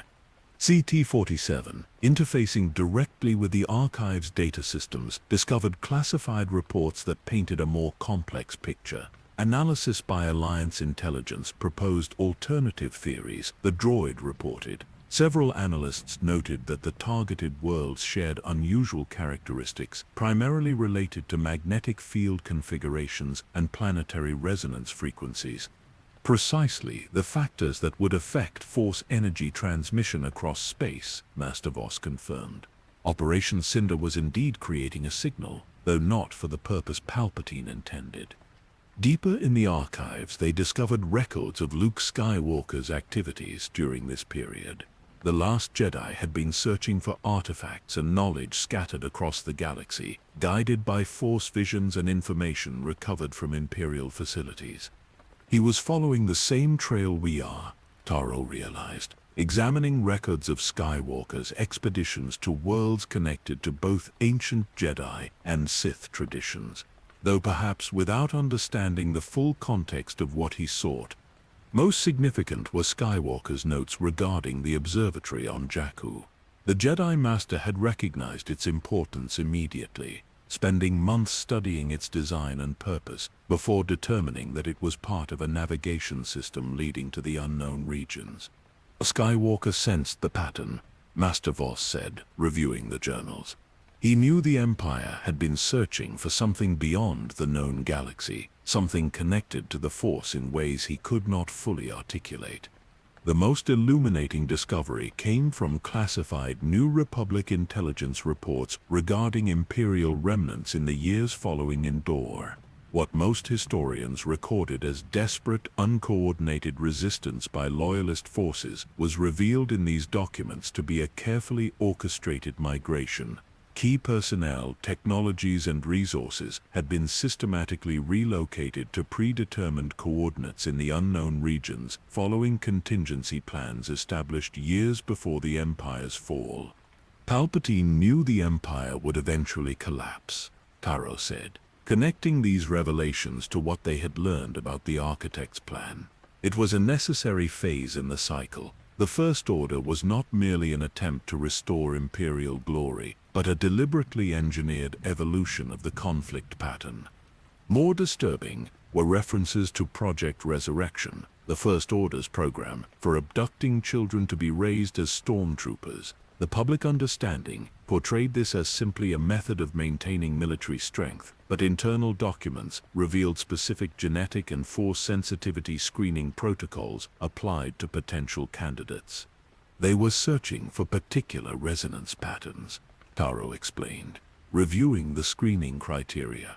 Children whose force signatures harmonized with specific frequencies, not necessarily those with the greatest potential strength, but those whose energy would contribute most effectively to the overall pattern the architects had designed.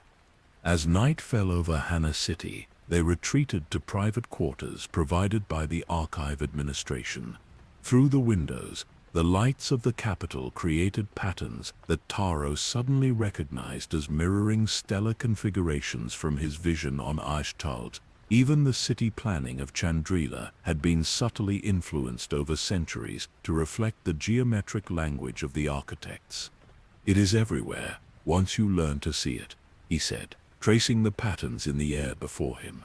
The architect's influence extends to architecture, art, music, the fundamental cultural expressions of countless civilizations, all guided along paths that reinforce their grand design. While CT-47 continued processing data from the archives, Taro and Master Voss visited a location outside the city that historical records identified as significant to the New Republic era. A simple memorial garden marked the site where Chancellor Mon Mothma had signed the peace accord with Imperial representatives, officially ending the Galactic Civil War. "The Force flows strangely here," Master Voss noted as they walked among flowering plants brought from worlds across the galaxy. Currents crossing and recrossing in patterns too precise to be natural. Taro knelt, placing his palm against the soil. Immediately, he sensed what the ghost had detected. Force energy moved through this location along vectors that corresponded to the mathematical formulas they had discovered in the Sith communication device from Korriban. Another node in the network, Taro confirmed. This site was chosen for the peace accord because of its resonance properties. The very act of ending one conflict here helped establish the conditions necessary for the next to eventually emerge. This pattern of carefully managed conflict and resolution appeared repeatedly throughout the historical records of the New Republic era. The Galactic Concordance that formally ended hostilities with the Empire had contained provisions that, while appearing to create stability, actually established the preconditions for future tensions. Demilitarization of the central government had left individual star systems responsible for their own defense, creating inevitable power imbalances. Restriction of Imperial remnants to specific regions had concentrated rather than diffused their influence. The New Republic was designed to fail, Taro concluded, as they returned to the archives. Not immediately, but gradually, in ways that would generate maximum conflict energy when it eventually collapsed. Their final discovery in the Chandrila archives came from the personal records of Leia Organa during her time as a New Republic senator. She had documented her growing concern about a presence in the unknown regions, something that reached out through the Force to influence events within Republic space. Most significant was her journal entry regarding her son, Ben Solo. "I feel something watching him through the Force," she had written. "Not Snoke alone, but something behind Snoke, something far older and more patient. It feels like the dark side, yet different, colder, more calculated than the emotional darkness I sensed in my father." She sensed the hunger, Master Voss said, or perhaps even the architects themselves, taking an interest in the Skywalker bloodline as a key component in their design. The records showed how thoroughly the pattern had continued despite the apparent victory of the rebellion. Luke Skywalker, searching for Jedi knowledge, had been guided primarily toward teachings and artifacts that the architects had allowed to survive the various purges throughout history. His new Jedi Order, though well-intentioned, had been established according to principles subtly influenced by the same pattern that had led previous iterations to failure. Even in supposed peace, the cycle continued, Taro said as they prepared to leave Chandrila. The New Republic era wasn't a break in the pattern, but a necessary reconfiguration phase, allowing energies to realign before the next major conflict. Their departure from Chandrila coincided with a rare astronomical event. The planet's 3 moons aligned perfectly with its primary star, creating a syzygy that, when viewed from certain locations on the surface, formed a pattern identical to the symbol they had seen repeated throughout their investigation. "Not coincidence," Taro noted as they observed the alignment from the Wayfarer. "The architect's influence extends even to the orbits of celestial bodies, subtly adjusted over millions of years to create these moments of perfect alignment." As they entered hyperspace, Taro shared his developing theory with his companions. "The hunger we have been tracking isn't simply feeding on conflict energy. It's using that energy to reconfigure the fundamental properties of space-time within our galaxy. Each major conflict throughout history has altered reality in subtle but cumulative ways, preparing it for the transformation the architects intend." This explained phenomena that had puzzled Force scholars for millennia, such as the fluctuating strength of Force connections across different eras and the occasional emergence of new Force abilities previously unknown. The very nature of the Force itself was being gradually modified according to the architect's design. Most concerning was the acceleration pattern they had identified. The time between major galactic conflicts had been steadily decreasing throughout history. The Old Republic had enjoyed relative stability for thousands of years between existential threats. The Empire had fallen after mere decades. The New Republic had collapsed even more quickly, leading to the First Order conflict. "The cycle is approaching its culmination," Taro said, displaying a projection that extended the pattern forward in time. "According to this progression, we are now entering the final phase before whatever transformation the architects have planned." Their next destination was Exegol, the hidden Sith world where Palpatine had established his contingency operations and later been defeated by Rey Skywalker. According to the patterns they had identified, Exegol occupied a crucial position in the geometric configuration formed by worlds significant to the architect's plan. "If we are correct," Taro told his companions, as stars streaked past the viewport, Exegol was never simply a Sith stronghold. Its positioning in both physical space and Force resonance patterns suggests it was designed as a focal point, a place where energies from across the galaxy would ultimately converge. Master Voss, who had been unusually quiet since their discoveries on Chandrila, finally spoke. "Throughout my existence, both in life and beyond, I believed the Force represented a natural balance, a cosmic harmony disrupted by those who embraced the dark side.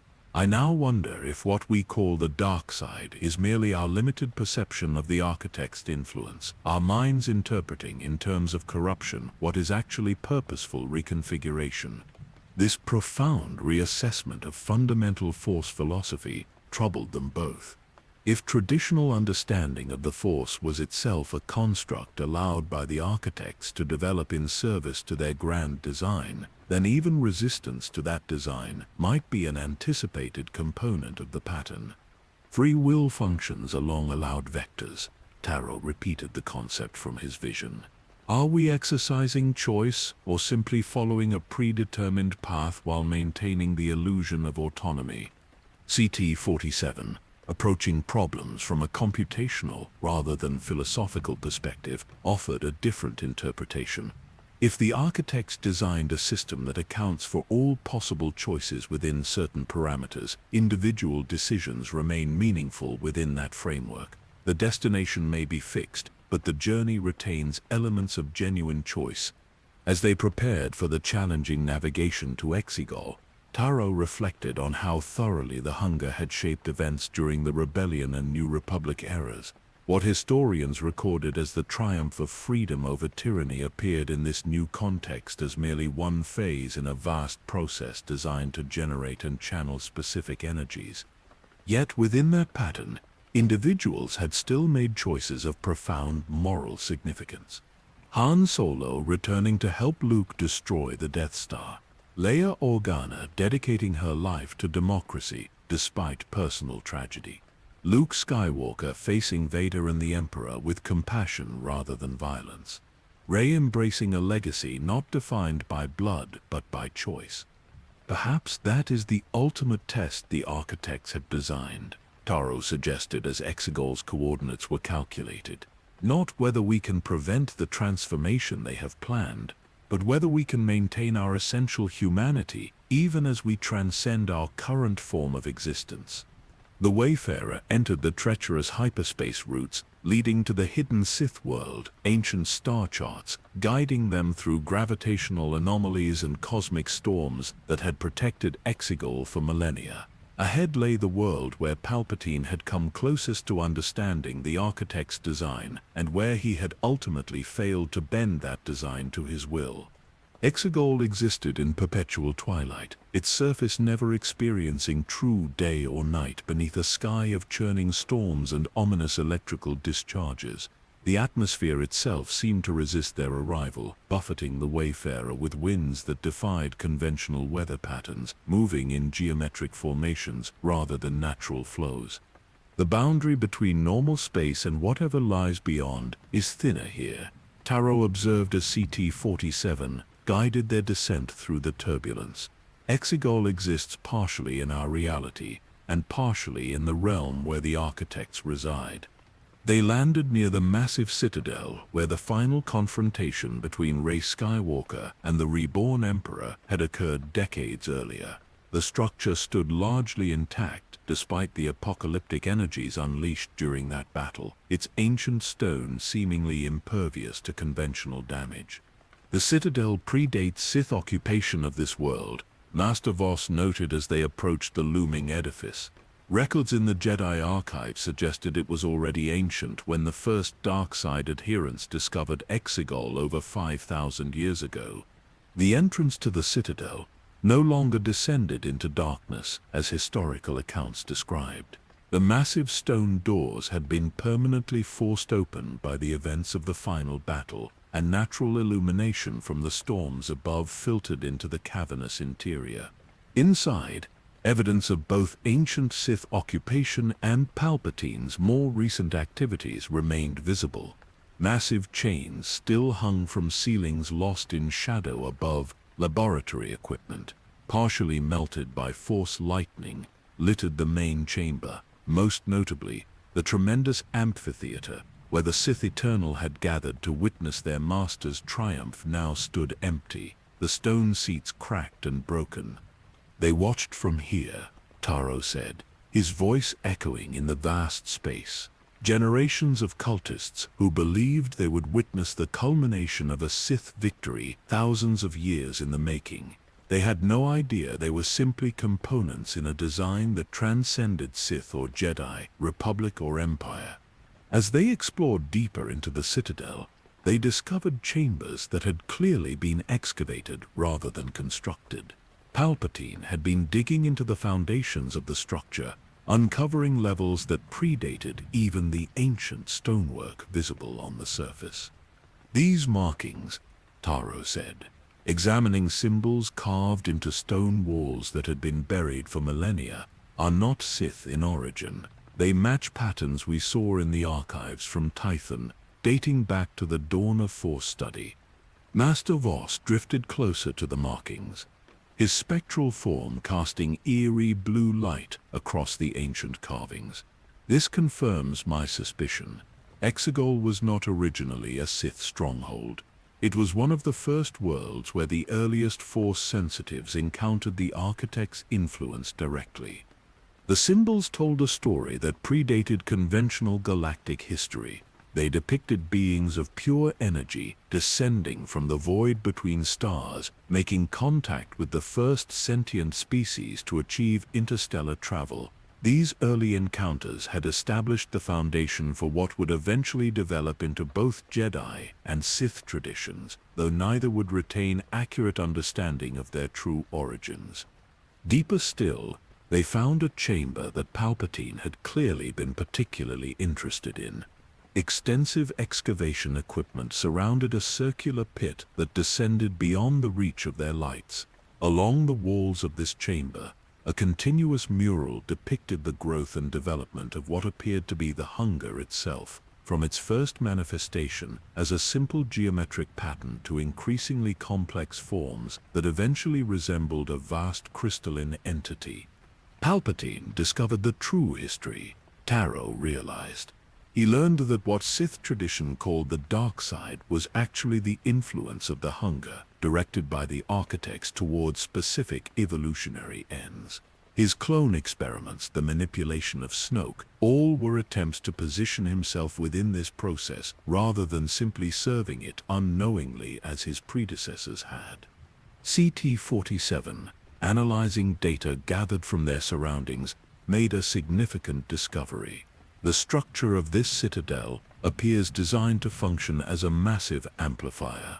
During periods of peak alignment with specific celestial bodies, it would channel energies from across the galaxy, focusing them into the central pit. This explained why Palpatine had chosen Exegol for his final stand. The planet's unique position in both physical space and the Force made it ideal for his attempt to harness the energies the architects had been cultivating throughout galactic history. "The Emperor understood more than we realized," Master Voss said, his tone troubled. "He knew about the coming transformation and positioned himself to control, or at least survive it.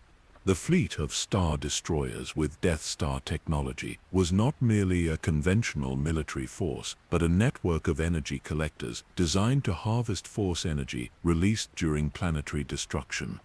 As they descended toward the central pit, Taro felt increasing pressure in the Force, as if reality itself grew denser around them.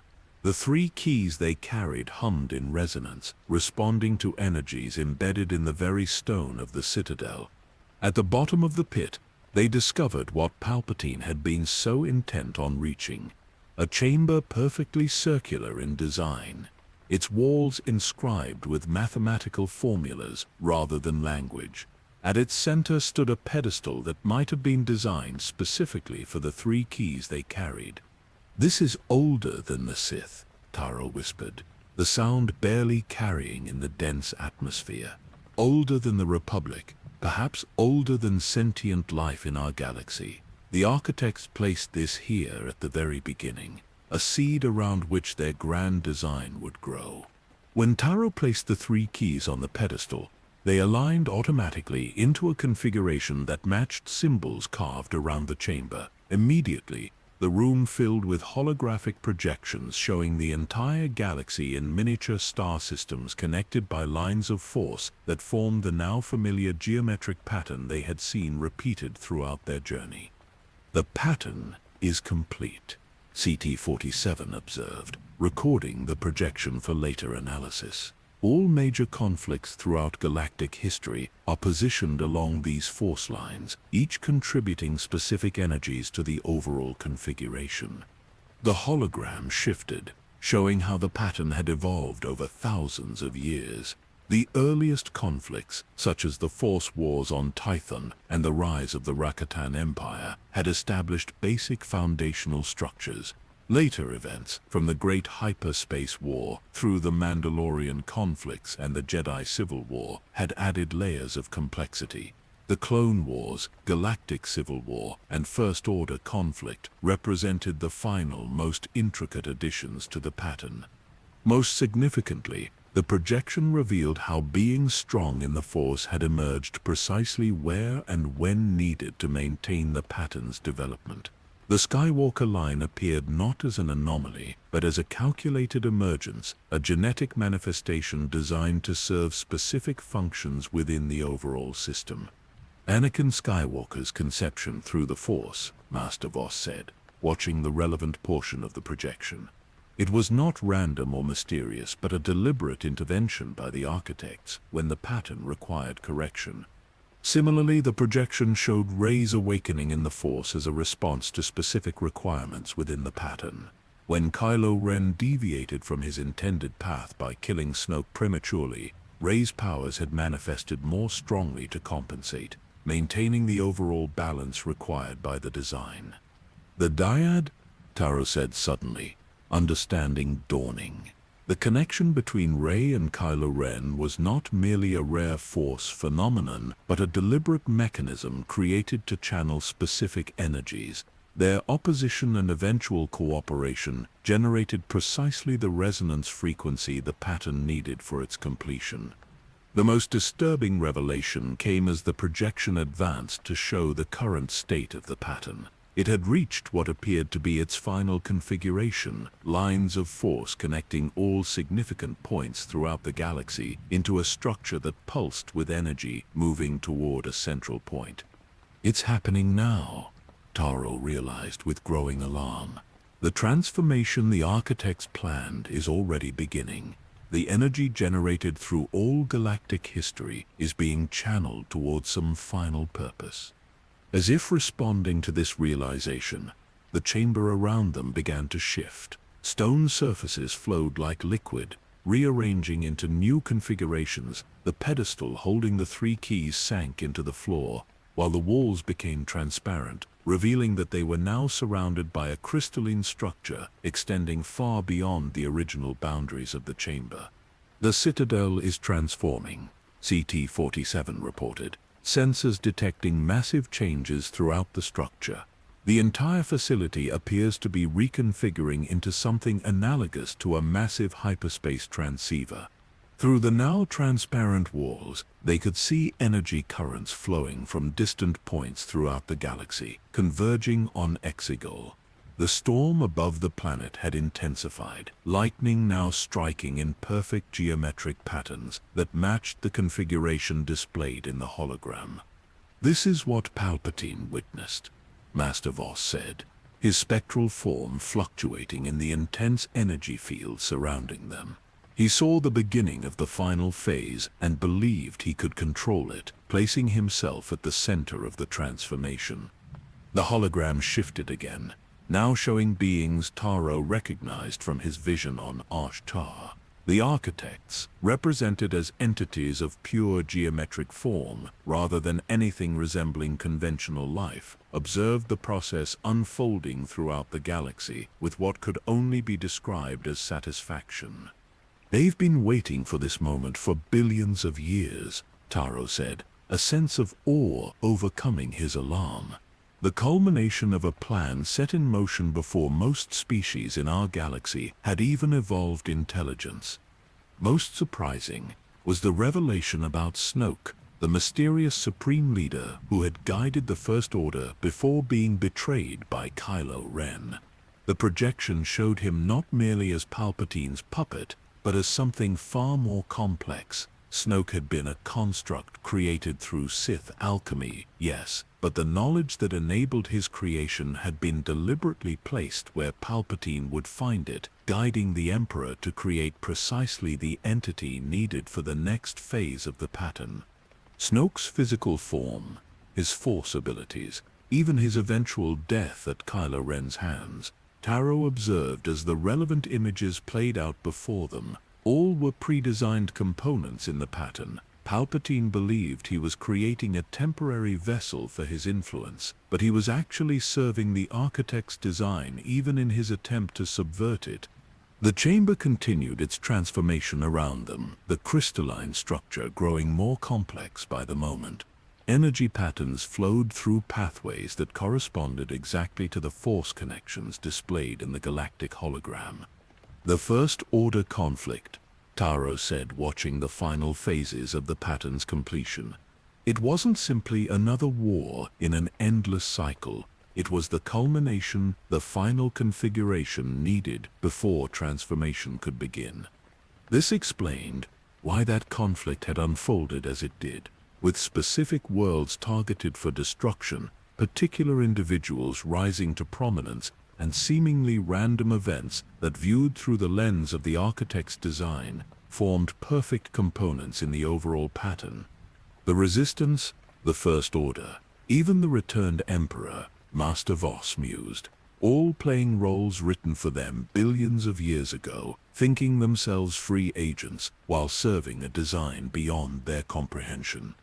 Yet within that predetermined structure, Taro noted individuals had still made choices of profound significance. Reti choosing the light despite her Palpatine heritage, Ben Solo returning to the light at the crucial moment. These decisions, while perhaps anticipated and accounted for in the overall design, still represented genuine moral agency within the parameters established by the pattern. "We need to leave," CT-47 warned, as the chamber's transformation accelerated. "Structural integrity is failing throughout the Citadel. What we are witnessing appears to be the initial phase of a much larger transmutation process." As they made their way back toward the surface, navigating through corridors that continuously shifted around them, Taro felt the immensity of what they had discovered settling over him. The entire galactic timeline, from the earliest Force users to the most recent conflicts, had been components in a vast process designed to transform reality itself. "The Timeless Ones," he said suddenly, remembering a term from ancient Jedi texts.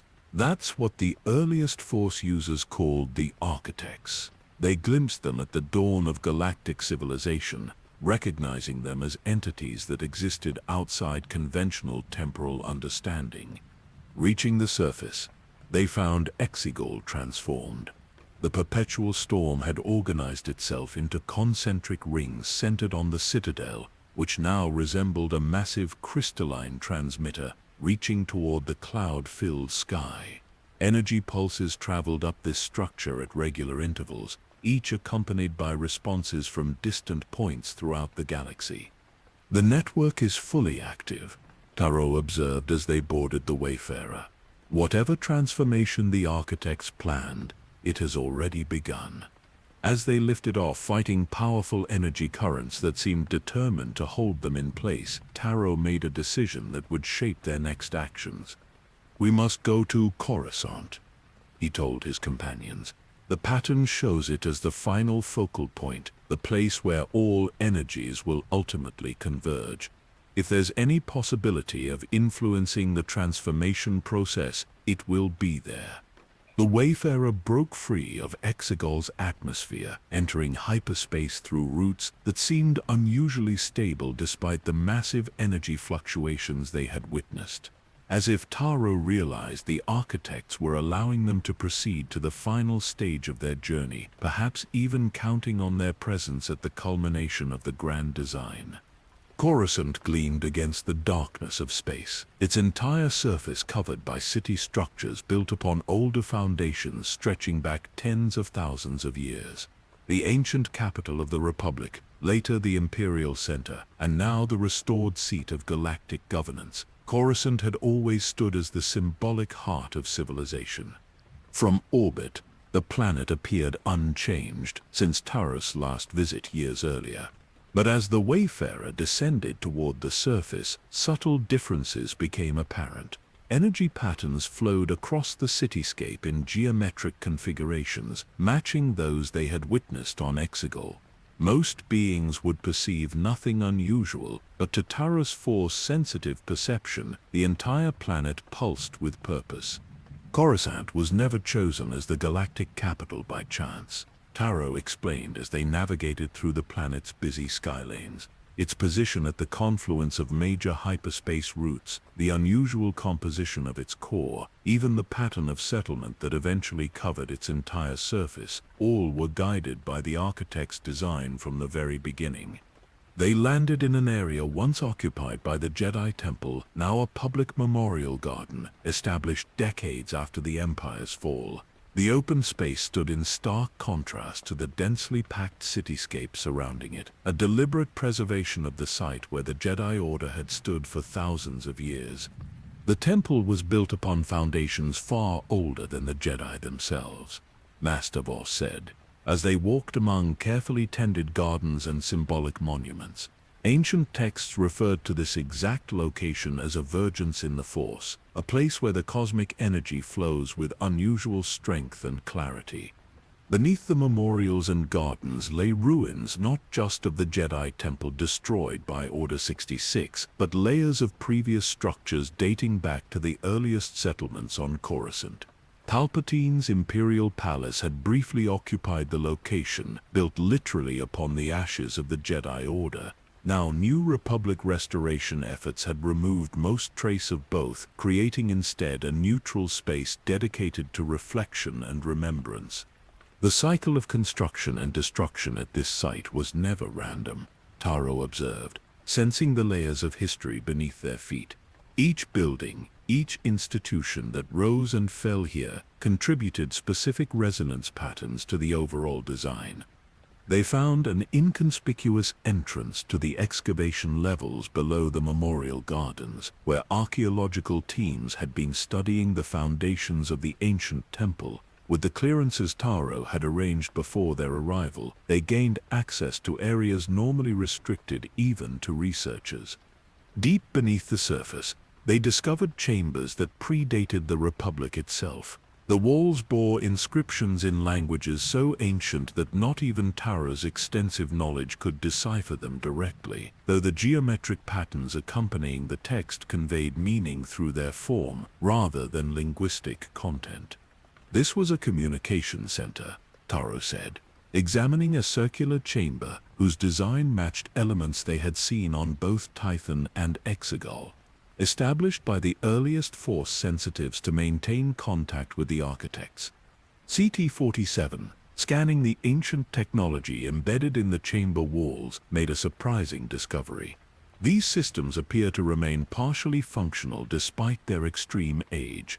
They are receiving transmissions from multiple points throughout the galaxy, including Exegol.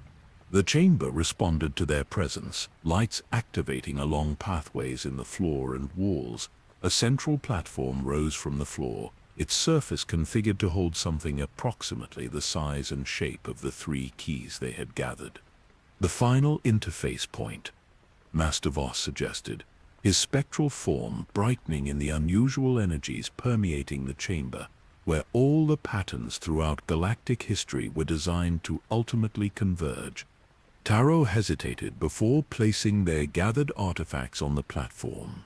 Once we take this step, there may be no returning to our previous understanding. We will know the full truth of the architect's design, for better or worse. Is that not why we began this journey? The ghostly Jedi asked. To uncover the truth behind the cycles of conflict that have shaped our galaxy. With a nod of agreement, Taro carefully arranged the 3 keys on the platform. The cube from Tython, the communication device from Korriban, and the knowledge crystallized into physical form on Archtua, all pulsing in perfect synchronization with the energies flowing through the chamber. The moment the configuration was complete, the entire room transformed. Walls became transparent, revealing they were actually at the center of a massive crystalline structure extending throughout the foundations of ancient Coruscant. The platform descended, carrying them deeper into this previously hidden complex. Around them, holographic displays activated, showing the entire history of the galaxy compressed into flowing images that surrounded them on all sides. They witnessed the formation of the earliest star systems, the emergence of the first sentient species, the initial contact between these beings and the architects. They came from beyond, Taro whispered, watching entities of pure geometric form entering their galaxy from some other realm of existence. Not from another galaxy, but from outside the conventional dimensions of space-time altogether. The architects had recognized potential in this galaxy, some quality unique among the countless others they had visited throughout the broader multiverse. They had shaped conditions to encourage the development of force sensitivity among evolving species, establishing the cosmic energy field that would eventually be named and studied by countless traditions. The force itself, Master Voss said, his voice reflecting profound shock. It was not a natural feature of our galaxy, but an introduced element, a medium through which the architects could gradually transform reality according to their design. This revelation shook the foundations of everything they had believed about the nature of existence. The force, rather than being a mystical energy field generated by life itself, was revealed as a deliberate modification to the fabric of reality, a tool created for specific purposes by entities beyond mortal comprehension. The historical progression continued, showing how the architects had established contact with the first species to develop sensitivity to their introduced energy field. The Celestials, the Rakata, the Qua, and other ancient civilizations had all served as early instruments of the design, establishing foundations upon which later developments would build. Most significant was the revelation about the supposed conflict between light and dark sides of the Force. This fundamental dichotomy, around which countless philosophical and religious traditions had formed, was shown to be a deliberately engineered feature rather than an inherent quality of the energy field itself. They created opposition, Taro realized, watching the earliest Force traditions diverge along paths subtly guided by architect influence. Not because either light or dark was inherently superior, but because the dynamic tension between them generated specific energies required for the transformation they planned. This explained why neither light nor dark side traditions had ever achieved permanent dominance throughout galactic history. The architect's design required both to exist in dynamic balance, each rising and falling in cycles that generated maximum energy through their opposition and occasional convergence. The holographic display shifted to show the distant past from a new perspective. Events previously understood as random or driven by individual ambition were revealed as carefully orchestrated components in the pattern. The rise and fall of the ancient Sith Empire, the emergence of the Rule of Two, the gradual corruption of the Republic, all unfolded along trajectories established billions of years earlier. Most disturbing was the revelation about the Chosen One prophecy that had shaped events surrounding Anakin Skywalker. The prophecy had not emerged naturally from Jedi mystics experiencing Force visions, but had been deliberately planted within the Order's traditions thousands of years before Anakin's birth, establishing expectations and parameters that would guide responses to his eventual appearance. Anakin Skywalker, Darth Vader, was never free to choose his own destiny, Taro said, watching the relevant portions of history play out before them. From before his conception, his path was mapped out as a crucial component in the pattern.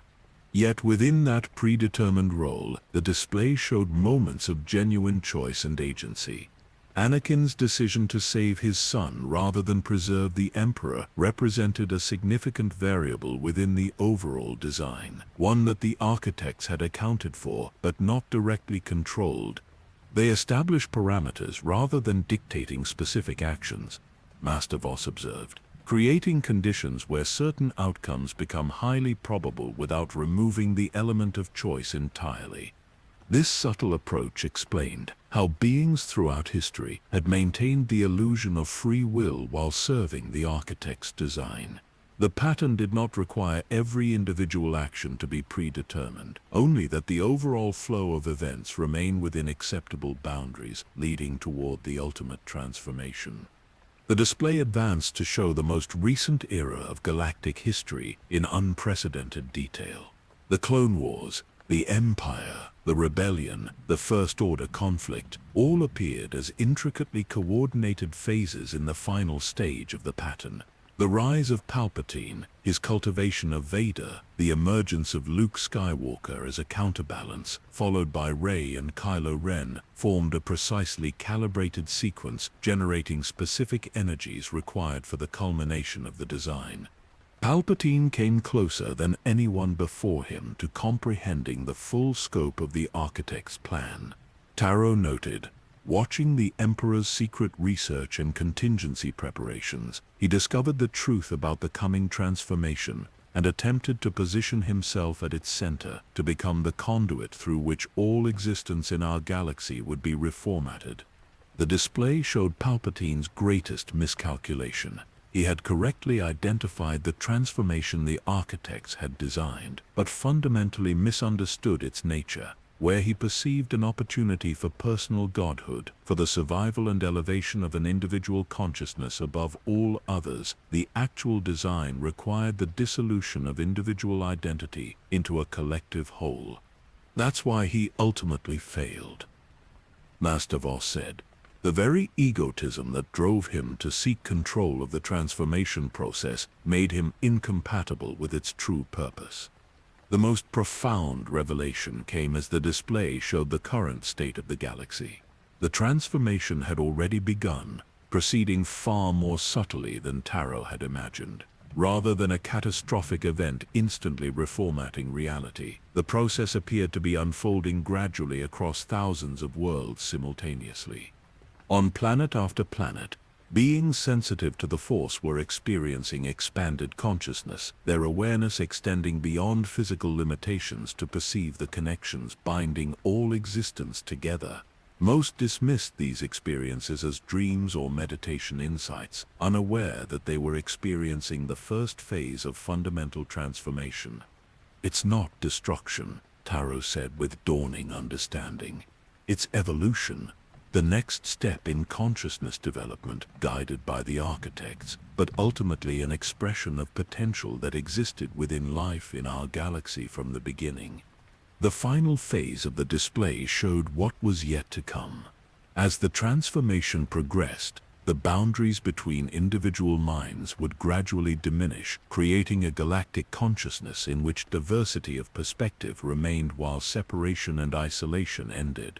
Physical reality itself would become more responsive to this collective consciousness, the distinction between matter and energy, substance and thought, progressively dissolving. This is what Rey glimpsed, Taro realized, watching a representation of her final confrontation with Palpatine on Exegol. Not just the Jedi of the past supporting her in that moment, but a flash of the connected consciousness the transformation would eventually create. Most surprising was the revelation about the architects themselves. They were not gods or overlords imposing their will upon lesser beings, but guides who had undergone similar transformations in their own realms of existence. They nurtured nascent galaxies toward the same evolutionary leap their own civilizations had achieved countless eons ago.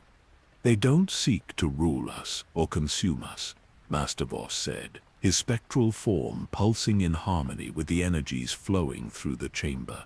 They seek to welcome us into a broader community of transformed consciousness, spanning multiple dimensions of reality. The display showed this multi-dimensional community, civilizations from countless galaxies that had undergone similar guided evolution, now existing in states of being beyond conventional physical limitations while maintaining their essential diversity and unique perspectives. This is what awaits beyond the Skywalker era, Taro whispered, watching the final images of the transformation process. Not an ending, but a transcendence. The next chapter in the story of life in our galaxy. As the display concluded, the chamber returned to its previous state, the three keys now permanently fused into a single crystalline object pulsing with inner light that matched the energy flows throughout the hidden complex. "We face a choice," Taro said to his companions as they contemplated what they had witnessed. "Now that we understand the truth of the architect's design, do we allow the transformation to proceed as planned? Do we attempt to accelerate it? Or do we try to warn the galaxy, perhaps giving beings the chance to choose whether they wish to participate in this evolution of consciousness?" CT-47, processing the vast amount of information they had received, offered a logical assessment. The transformation appears inevitable given the current state of the pattern. Attempting to prevent it would likely cause significant disruption without ultimately changing the outcome. Master Voss, whose perspective had been profoundly altered by what they had learned, suggested a middle path. "Perhaps our role is neither to accelerate nor prevent, but to help others understand the nature of what is occurring. Fear of the unknown may cause resistance that makes the transition more difficult than necessary." Taro considered these perspectives as they made their way back to the surface. The Coruscant they emerged into appeared unchanged, beings of countless species continuing their daily lives unaware of the momentous transformation already beginning around them. Yet with his enhanced perception, Taro could now see subtle signs everywhere. Children displaying intuitive force abilities without training, artists creating works that unconsciously incorporated the geometric language of the architects, scientists making breakthrough discoveries that brought conventional understanding closer to the reality they had witnessed below. Standing in the memorial garden as twin suns set behind Coruscant's towering skyline, Taro made his decision.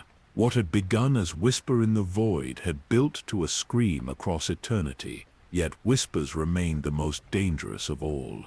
Not because they threatened existence, but because they promised its transformation into something both more connected and more conscious than anything that had come before. The decision Taro faced transcended personal choice. What they had discovered beneath Coruscant was not merely historical truth, but the key to understanding the future of all consciousness in the galaxy. As they departed the ancient communication chamber, the fused crystalline key continued to pulse in Taro's possession, its rhythm matching exactly the subtle energy flows now visible to him throughout Coruscant and beyond. "We should gather with those who might help us determine the right course," Taro told his companions as they made their way through the memorial gardens. The setting suns cast long shadows across monuments commemorating the Jedi Order, though Taro now understood that even these revered guardians had been unknowing participants in a design far beyond their comprehension. In a modest dwelling on the upper levels of Coruscant, Taro convened a small group of individuals whose perspectives he valued. Besides Master Voss and CT-47, he had invited three others: an elderly Togruta woman who had once been a Jedi Padawan before Order 66, a quantum physicist whose theories on consciousness had been dismissed by mainstream academia, and a child prodigy from Chandrila, whose force sensitivity had manifested in unique ways never before documented. "I have gathered you because each of you has glimpsed fragments of a truth most beings in our galaxy remain unaware of," Taro began, placing the crystalline key on a simple table at the center's room. "The pattern of history, the cycles of conflict, the very nature of the Force itself, all are components in a design established billions of years ago by entities that exist beyond our conventional understanding of reality." Over the following hours, Taro shared everything they had discovered throughout their journey. The ancient origins of Force traditions, the deliberate engineering of conflicts throughout galactic history, the hunger that fed on these conflicts, and finally the revelation of the architect's true purpose in guiding galactic development toward conscious transformation. "You speak of the end of existence as we know it," the former Padawan said when Taro had finished.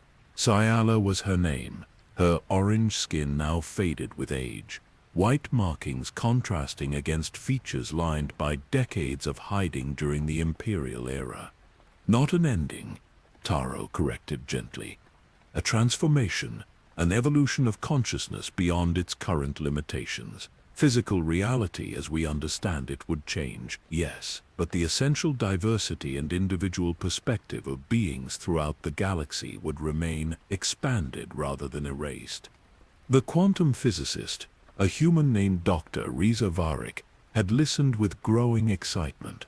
"This aligns perfectly with my research," she said, activating a holographic display showing complex equations. "Conventional physics treats consciousness as an emergent property of physical processes, but my work suggests the reverse may be true, that physical reality is a projection of consciousness operating at a more fundamental level." Most intriguing was the response from young Micah, the child prodigy from Chandrila. No more than 12 standard years old, the boy had remained silent throughout Tara's explanation, his eyes never leaving the crystalline key. "I can hear them," he said finally, his voice soft but certain. "The ones you call architects. They don't speak in words, but I can feel their presence through that." He pointed to the key. "They are waiting but not impatiently. Time means something different to them than it does to us." This confirmation from an untrained but powerfully intuitive force-sensitive reinforced Taros' growing certainty about the nature of what they faced. The transformation the architects had designed was neither malevolent consumption nor benevolent salvation, but a natural evolutionary step, the maturation of galactic consciousness into a more connected and aware state of being. "The question remains," Master Voss said, his spectral form drifting near the window where Coruscant's endless cityscape stretched to the horizon. "What is our responsibility to the beings of this galaxy? Do we allow this transformation to proceed without their knowledge or consent? Do we attempt to prepare them, or do we seek to delay or prevent what is coming?" Dr. Varik approached the problem from a scientific perspective. "From what you've shown us, the process appears inevitable given current conditions.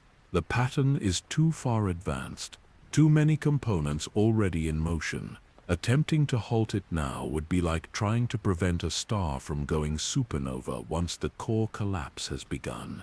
Just because something is inevitable doesn't mean we shouldn't warn people," Ciala countered, her aged voice carrying the wisdom of one who had survived multiple galactic regime changes. "Even if they cannot prevent it, beings deserve the chance to face transformation with awareness rather than confusion." Young Micah, who had moved to sit cross-legged near the crystalline key, looked up with an expression far older than his years.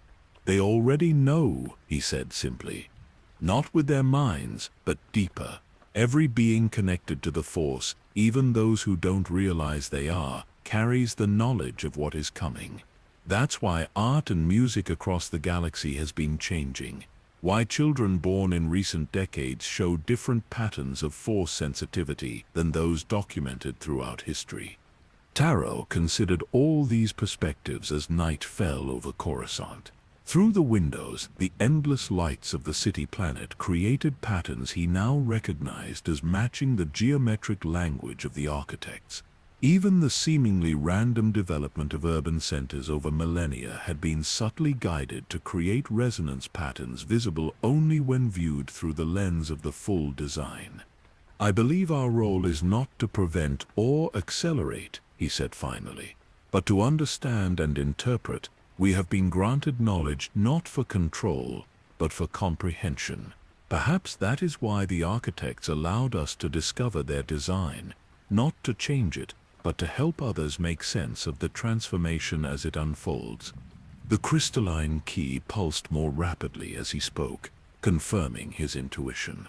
The architects had indeed anticipated the discovery of their plan by beings within the galaxy. Such discovery wasn't a threat to their design, but a component of it, the beginning of conscious participation in a process that had previously operated beyond awareness. What would this transformation actually look like? Dr. Varik asked, her scientific mind seeking concrete details. How would it manifest for ordinary beings going about their lives? Taro closed his eyes, connecting with the impressions received through their discoveries and through the crystalline key itself.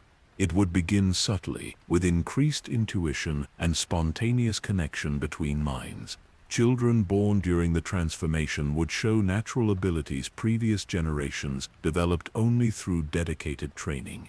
The boundaries between individual consciousness would become more permeable, allowing direct experience of others' perspectives without loss of personal identity. "It has already started," young Micah confirmed. "In my dreams, I visit other worlds I've never seen while awake. Sometimes I know what others are thinking before they speak. My teachers say I'm unusually empathic, but it's more than that. It's like the walls between minds are growing thinner." As the discussion continued into the night, a consensus gradually emerged. The transformation designed by the architects was neither to be feared nor celebrated uncritically, but understood as a natural evolutionary step for consciousness in their galaxy.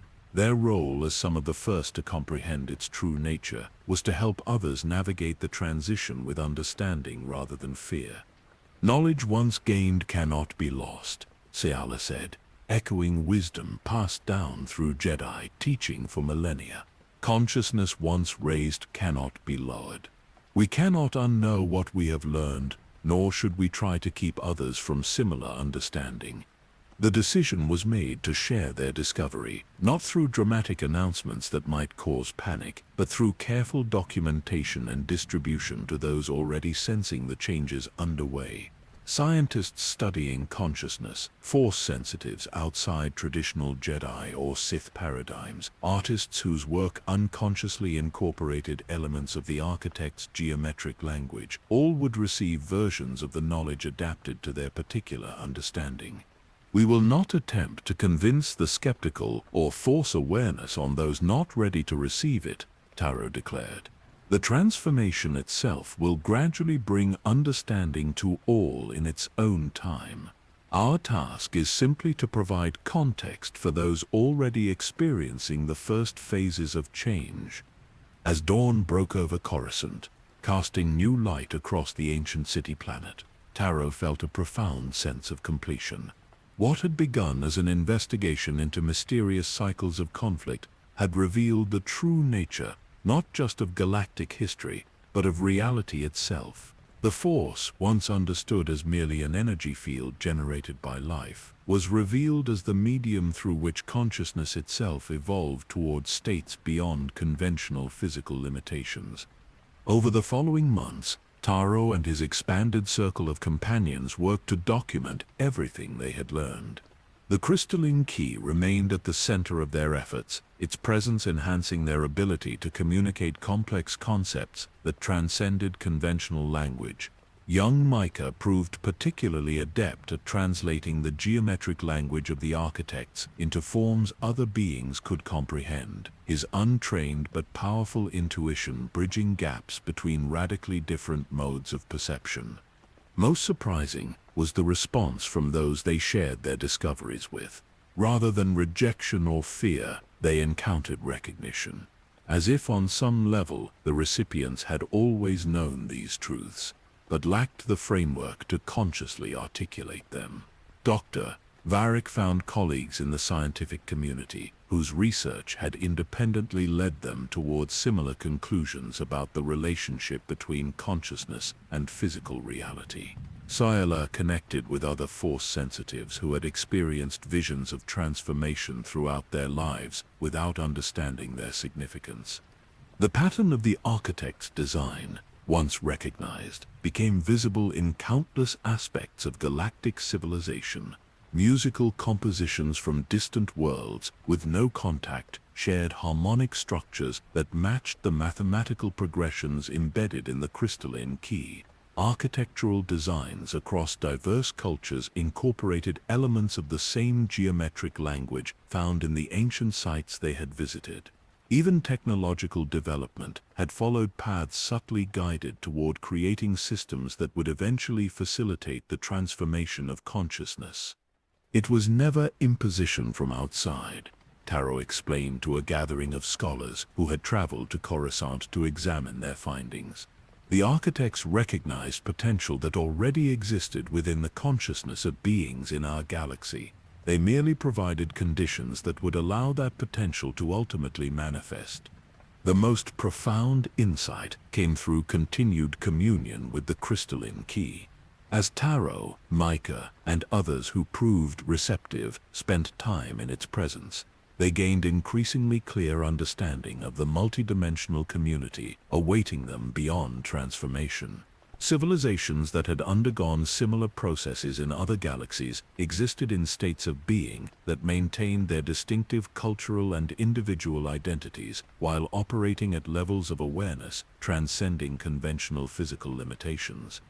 "We will not lose what makes us unique," Taro assured those who expressed concern about the dissolution of diversity.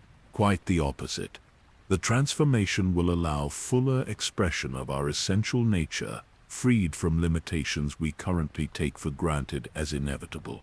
The hunger they had initially perceived as a malevolent force consuming conflict energy throughout galactic history was revealed in its true context. Not a parasite but a catalyst, it functioned as the mechanism through which consciousness could be gradually prepared for transformation without being overwhelmed by sudden change. The cycles of conflict, while causing genuine suffering, had served to strengthen awareness in ways necessary for the evolution to come.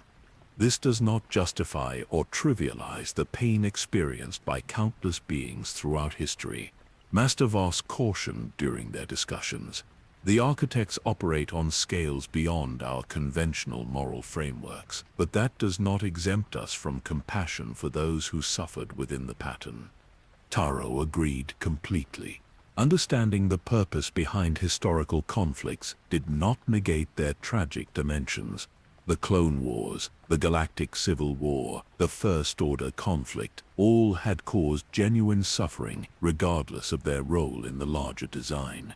What mattered was ensuring that this suffering ultimately served transformation that would transcend such limited modes of interaction. As their work continued, subtle signs of the ongoing transformation became increasingly evident throughout the galaxy. Reports arrived from distant worlds of children displaying spontaneous force abilities unlike any previously documented. Artists and composers created works that somehow communicated complex concepts across species barriers that had always limited cultural exchange. Scientists reported quantum phenomena, suggesting consciousness influenced physical reality more directly than conventional models allowed. The Skywalker saga, which had dominated galactic history for 3 generations, was revealed as the final catalyst preparing consciousness for the transformation to come. Anakin's fall and redemption, Luke's journey from naive farm boy to Jedi Master, Rey's emergence as the heir to both Jedi and Sith traditions, while transcending their limitations, all had served to establish conditions necessary for the next phase of evolution. "We stand at the threshold of something beyond Jedi or Sith, Republic or Empire," Taro told his companions as they gathered one evening beneath Coruscant's night sky. "The conflicts and traditions that defined our past were never meant as permanent states, but as developmental stages preparing us for what comes next." The crystalline key pulsed with confirmation, its light now visible even to those without force sensitivity. The transformation the architects had designed across billions of years was proceeding as intended, not as imposition from outside, but as the fulfillment of potential that had always existed within the consciousness of beings throughout the galaxy. "We are not ending," Taro said, watching stars whose light carried the same patterns visible in the key itself. "We are becoming." The transformation proceeded as the architects had designed, not as cataclysm, but as gentle awakening. Across countless worlds, beings of all species experienced an expansion of awareness that transcended previous limitations while preserving the essential diversity that made the galaxy a tapestry of unique perspectives. In the years following their discoveries, Taro and his companions had become guides rather than prophets, helping others understand changes they were already experiencing, rather than proclaiming revelations from on high. The crystalline key remained at the center of their work, its pulsing energies now visible to many as consciousness throughout the galaxy became increasingly receptive to frequencies previously beyond perception. On a quiet evening, 5 years after their journey began, Taro returned to the Memorial Gardens on Coruscant. The monuments to the Jedi Order remained, but visitors now experienced them differently, sensing echoes of the actual individuals commemorated rather than simply viewing sculpted representations. The Force flowed visibly through the gardens for those with eyes to see, currents of energy connecting all life in patterns that reflected the architect's design while incorporating the unique contributions of beings throughout galactic history. Taro sat beneath a tree, planted by Rey Skywalker decades earlier, its branches extending upward like fingers reaching for stars now beginning to appear in the darkening sky. Master Voss manifested beside him, the ghostly Jedi's form more substantial than ever, as the thinning boundaries between dimensions allowed his consciousness to express itself with greater clarity. "It is happening more quickly than even I anticipated," the spectral Jedi observed. "Children born today experience reality in ways fundamentally different from previous generations." Taro nodded, watching a group of younglings playing nearby. They moved through the gardens with awareness of each other that transcended conventional communication, their games incorporating intuitive understanding of Force currents that previous generations of Jedi had required years of training to perceive. "Not acceleration, but fulfillment," Taro replied. The pattern established by the architects included precise timing. "We are witnessing the culmination of processes set in motion at the dawn of our galaxy." The night deepened around them, stars emerging in patterns Taro now recognized as matching elements of the geometric language embedded in the crystalline key. Even the arrangement of stellar bodies had been subtly influenced over billions of years to create resonance patterns that would facilitate the transformation of consciousness. "What of those who resist the change?" Master Voss asked. "There remain many who cling to older modes of perception, fearing the dissolution of boundaries they have always relied upon. They proceed at their own pace," Taro answered with the compassion of one who had moved through similar hesitation. "The transformation occurs at the level of individual readiness. Some embrace expanded awareness immediately. Others require more time to integrate each phase of change.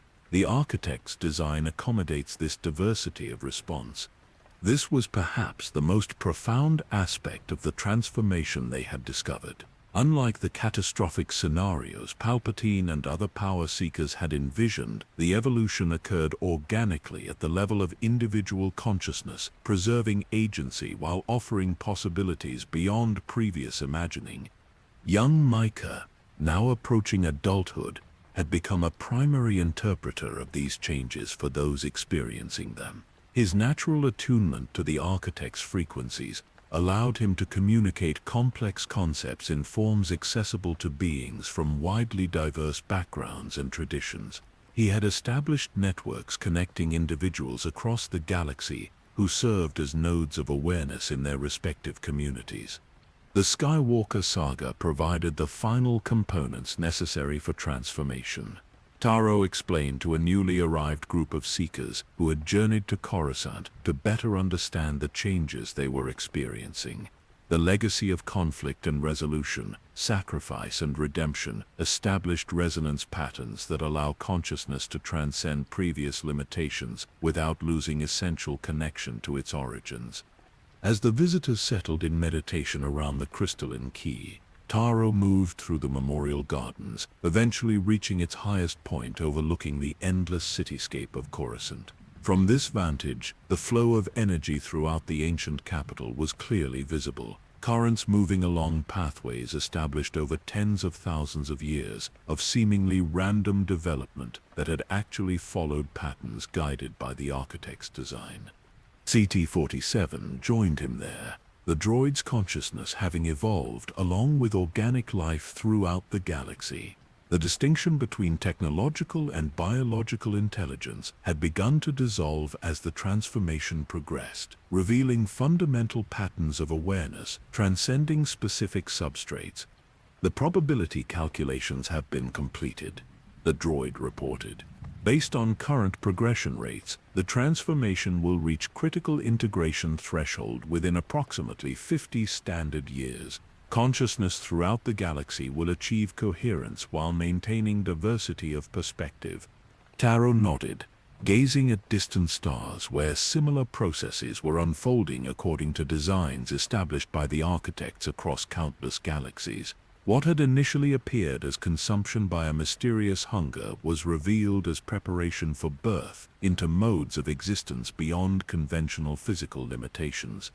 The Force was always more than energy field or mystical binding agent, he said softly. It was medium of transmission, preparing consciousness for states of being beyond our previous imagination. As night fully embraced Coruscant, Taro returned to the central gathering, where Master Voss was guiding visitors through awareness exercises that helped integrate expanded perception. The ghostly Jedi had discovered that his post-physical state provided unique perspective on the transformation process, bridging conventional understanding and the expanded consciousness now emerging throughout the galaxy. The currents of the Force flow through all things, the spectral master was explaining, not as power to be wielded, but as awareness to be experienced. What Jedi and Sith traditions glimpsed partially, we now begin to comprehend more fully, not as separate from ordinary existence, but as its fundamental nature. Taro settled at the edge of the gathering, allowing the harmonious energies to flow through him without direction or control. This was the essence of what they had discovered, that the Force was not tool or weapon but medium of consciousness itself, evolving along with the beings who experienced it towards states of awareness that transcended conventional limitations while preserving the diversity that gave existence its richness and meaning. The crystalline key at the center of the circle pulsed with light that synchronized with both planetary and stellar rhythms, connecting their gathering to patterns extending throughout the galaxy and beyond. Through it, Taro sensed the presence of the architects, not as controllers or overlords, but as guides who had undergone similar transformations in their own realms of existence, countless eons earlier. As the gathering concluded and visitors departed to carry their experiences back to countless worlds throughout the galaxy, Taro remained in the gardens, watching stars wheel overhead in patterns whose significance he now comprehended. The transformation would continue unfolding precisely as the architects had designed, not as imposition from outside, but as fulfillment of potential that had always existed within the consciousness of beings throughout the galaxy. In this moment of perfect stillness beneath ancient stars, Taro felt connection to all who had come before, all who existed now, and all who would emerge in states of being not yet imagined. The boundaries between past, present, and future dissolved, revealing existence as continuous unfolding of awareness exploring its own infinite possibilities. As you drift towards sleep, remember that you too are part of this cosmic journey, this ongoing evolution of consciousness that transcends time and space. The same patterns flow through your awareness, connecting you to the infinite tapestry of existence, to the stars above and the earth below, to all beings who have lived and will live throughout the grand story of the cosmos. May the Force be with you, always, in your dreams and beyond.